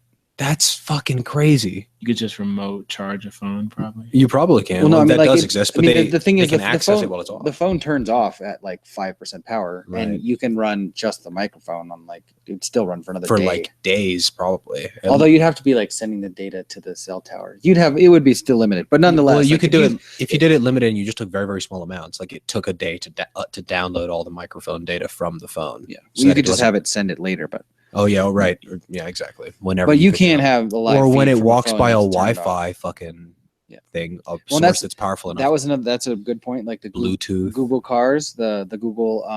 Dude, we're so linked in. The cars that were running around taking pictures of everything. Yeah. Right. They were also sampling every Wi-Fi and any sort of data they could get. I mean, everything they had access to, they were sucking down, and then somebody caught them in that. Well, have you heard about beacons? So beacons are the new technology that are coming out. And they're going to be they're citywide beacons. It's citywide Wi-Fi. It's Wi-Fi that you connect to. The idea is it's going to be free. Anyone can connect to it for free. Oh, they have planes for that too. It's incredible. No, this is like new technology. Well, Zuckerberg's talking about Facebook blimps in Africa. These are beacons. These are the beacons. But those will be Facebook only. You're only access kind of Facebook, AOL back in the day. These are standing giant Wi-Fi beacons that can transmit miles and that anyone can connect to, and then it will give you very, very specific geolocation data. Right now, they can't. It's actually very hard for them to tell which direction I'm facing while I'm holding this phone or what elevation I'm at. That's much more difficult with network data and satellite data because you're sort of getting a two-dimensional mapping of the front of the Earth. That's very inaccurate. But once you're 1,000 feet that way, and you can just adjust a quarter of one angle to see where I am in elevation, all those things, new things become totally available. They think they're going to be able to map rooms without you even having to try. You know, like they're going to know what the inside of this room looks like. Well, that's an interesting point too, given recent stuff. So the Kellyanne Conway thing about, she said that he might have been tapped with his microwave. Oh my God, that was so funny. And everyone's been blowing that thing out of the water. But the funny thing is that I remember over a decade ago, they were talking about, oh yeah, we have this device, and if somebody flips the microwave on, it kind of like bathes the inside of your house with radiation. And it's not like the actual microwave radiation, but it's a harmonic of it, something that can't escape outside of it. But it lights up your entire house, and they can sit outside and they have a little box. And it's like a sonar way of seeing what's going on. Yeah, that makes sense. I've seen stuff too, like you turn the TV on, the TV has a light enough radiation that with a very sensitive detector, you can pick up where everybody's at in the house and what they're saying. In theory, you could do that just with us talking, right? If we were just talking in this room, you could use a sonar. You could be halfway across the town, understand what's in here, and you could shine a laser on the window, and the laser measures the movement of the glass. Oh my God! And sends the movement back, and then that's decoded back into audio information. Yeah, or visual information. Yeah. So this kind of stuff's super advanced, and that's why for me it's like, all right, yeah, whatever. I play Pokemon Go. You have everything. It's all, none of it's mine anyway. Go ahead, burn it. It's all going to burn in the infinite, chaotic space of time. Yeah, that is, and that the next conversation that always happens there is the idea of what is yours. Do you let them have it, or do you work really hard to try and protect your data and stuff? And like, well, I don't have anything to hide. What should I hide? And like, it's a very interesting situation to get in, because like, I don't have anything to hide, but I also don't want to have to work at hiding it. I don't have anything to hide, but I think there are people that have things to hide for legitimate reasons. Yeah, and I think I absolutely deserve. I think everyone deserves the right to their privacy, 100%. So but the question is like, how to fight it or whatever, and like, is it okay that people are okay? I think with before it? we get into any of that, we have to take apart what's happening now, because none of that's legitimately what's going on. None of the questions about personal security are genuinely people's concerns. Most people's concerns are that there are bad guys doing bad things, and that this kind of stuff protects us from them, right?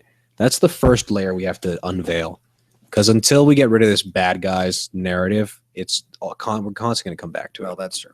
And it's demonstrably false. Yeah, The bad guy narrative really doesn't add up. It isn't. Well, I can tell you one person who's not a bad guy, and that's Samson, who's sitting in front of me. He's very fantastic. It's been great to sit down and podcast with him.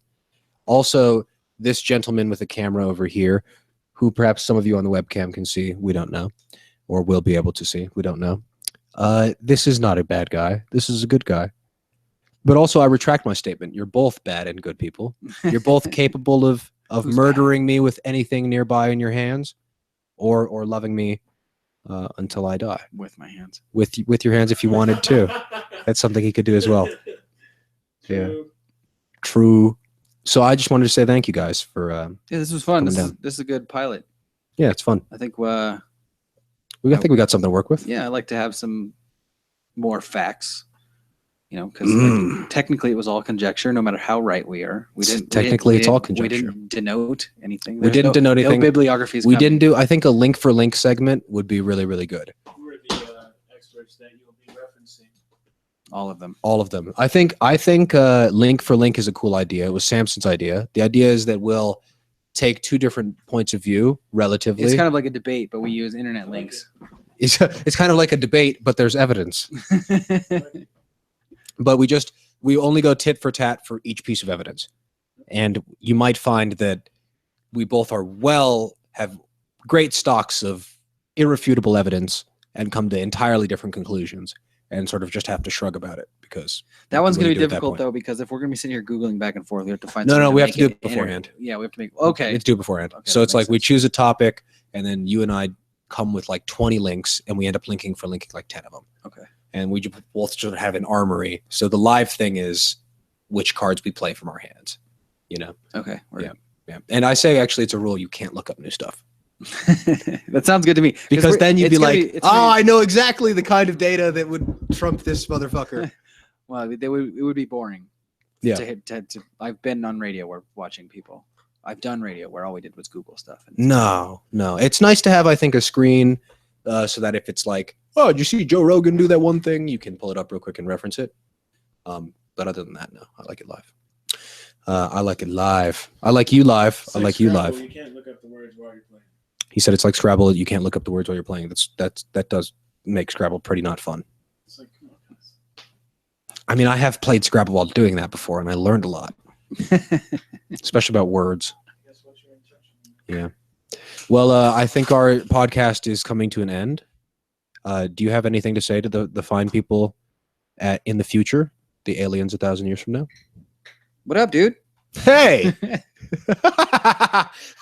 I just love to think Thanks that for hanging in there. there's like Samson's relative somewhere 1,000 years in the future, just waiting, like maybe he's got a message for me. And the message is, "Sup, dude?" And he's like vindicated now. Oh, he recognized me. Oh, that is to my distant relatives. So. Yes, much love. All right, well, much love to all of you back at home. Thank you for listening. This has been episode 1, The Pilot. Keeping it real.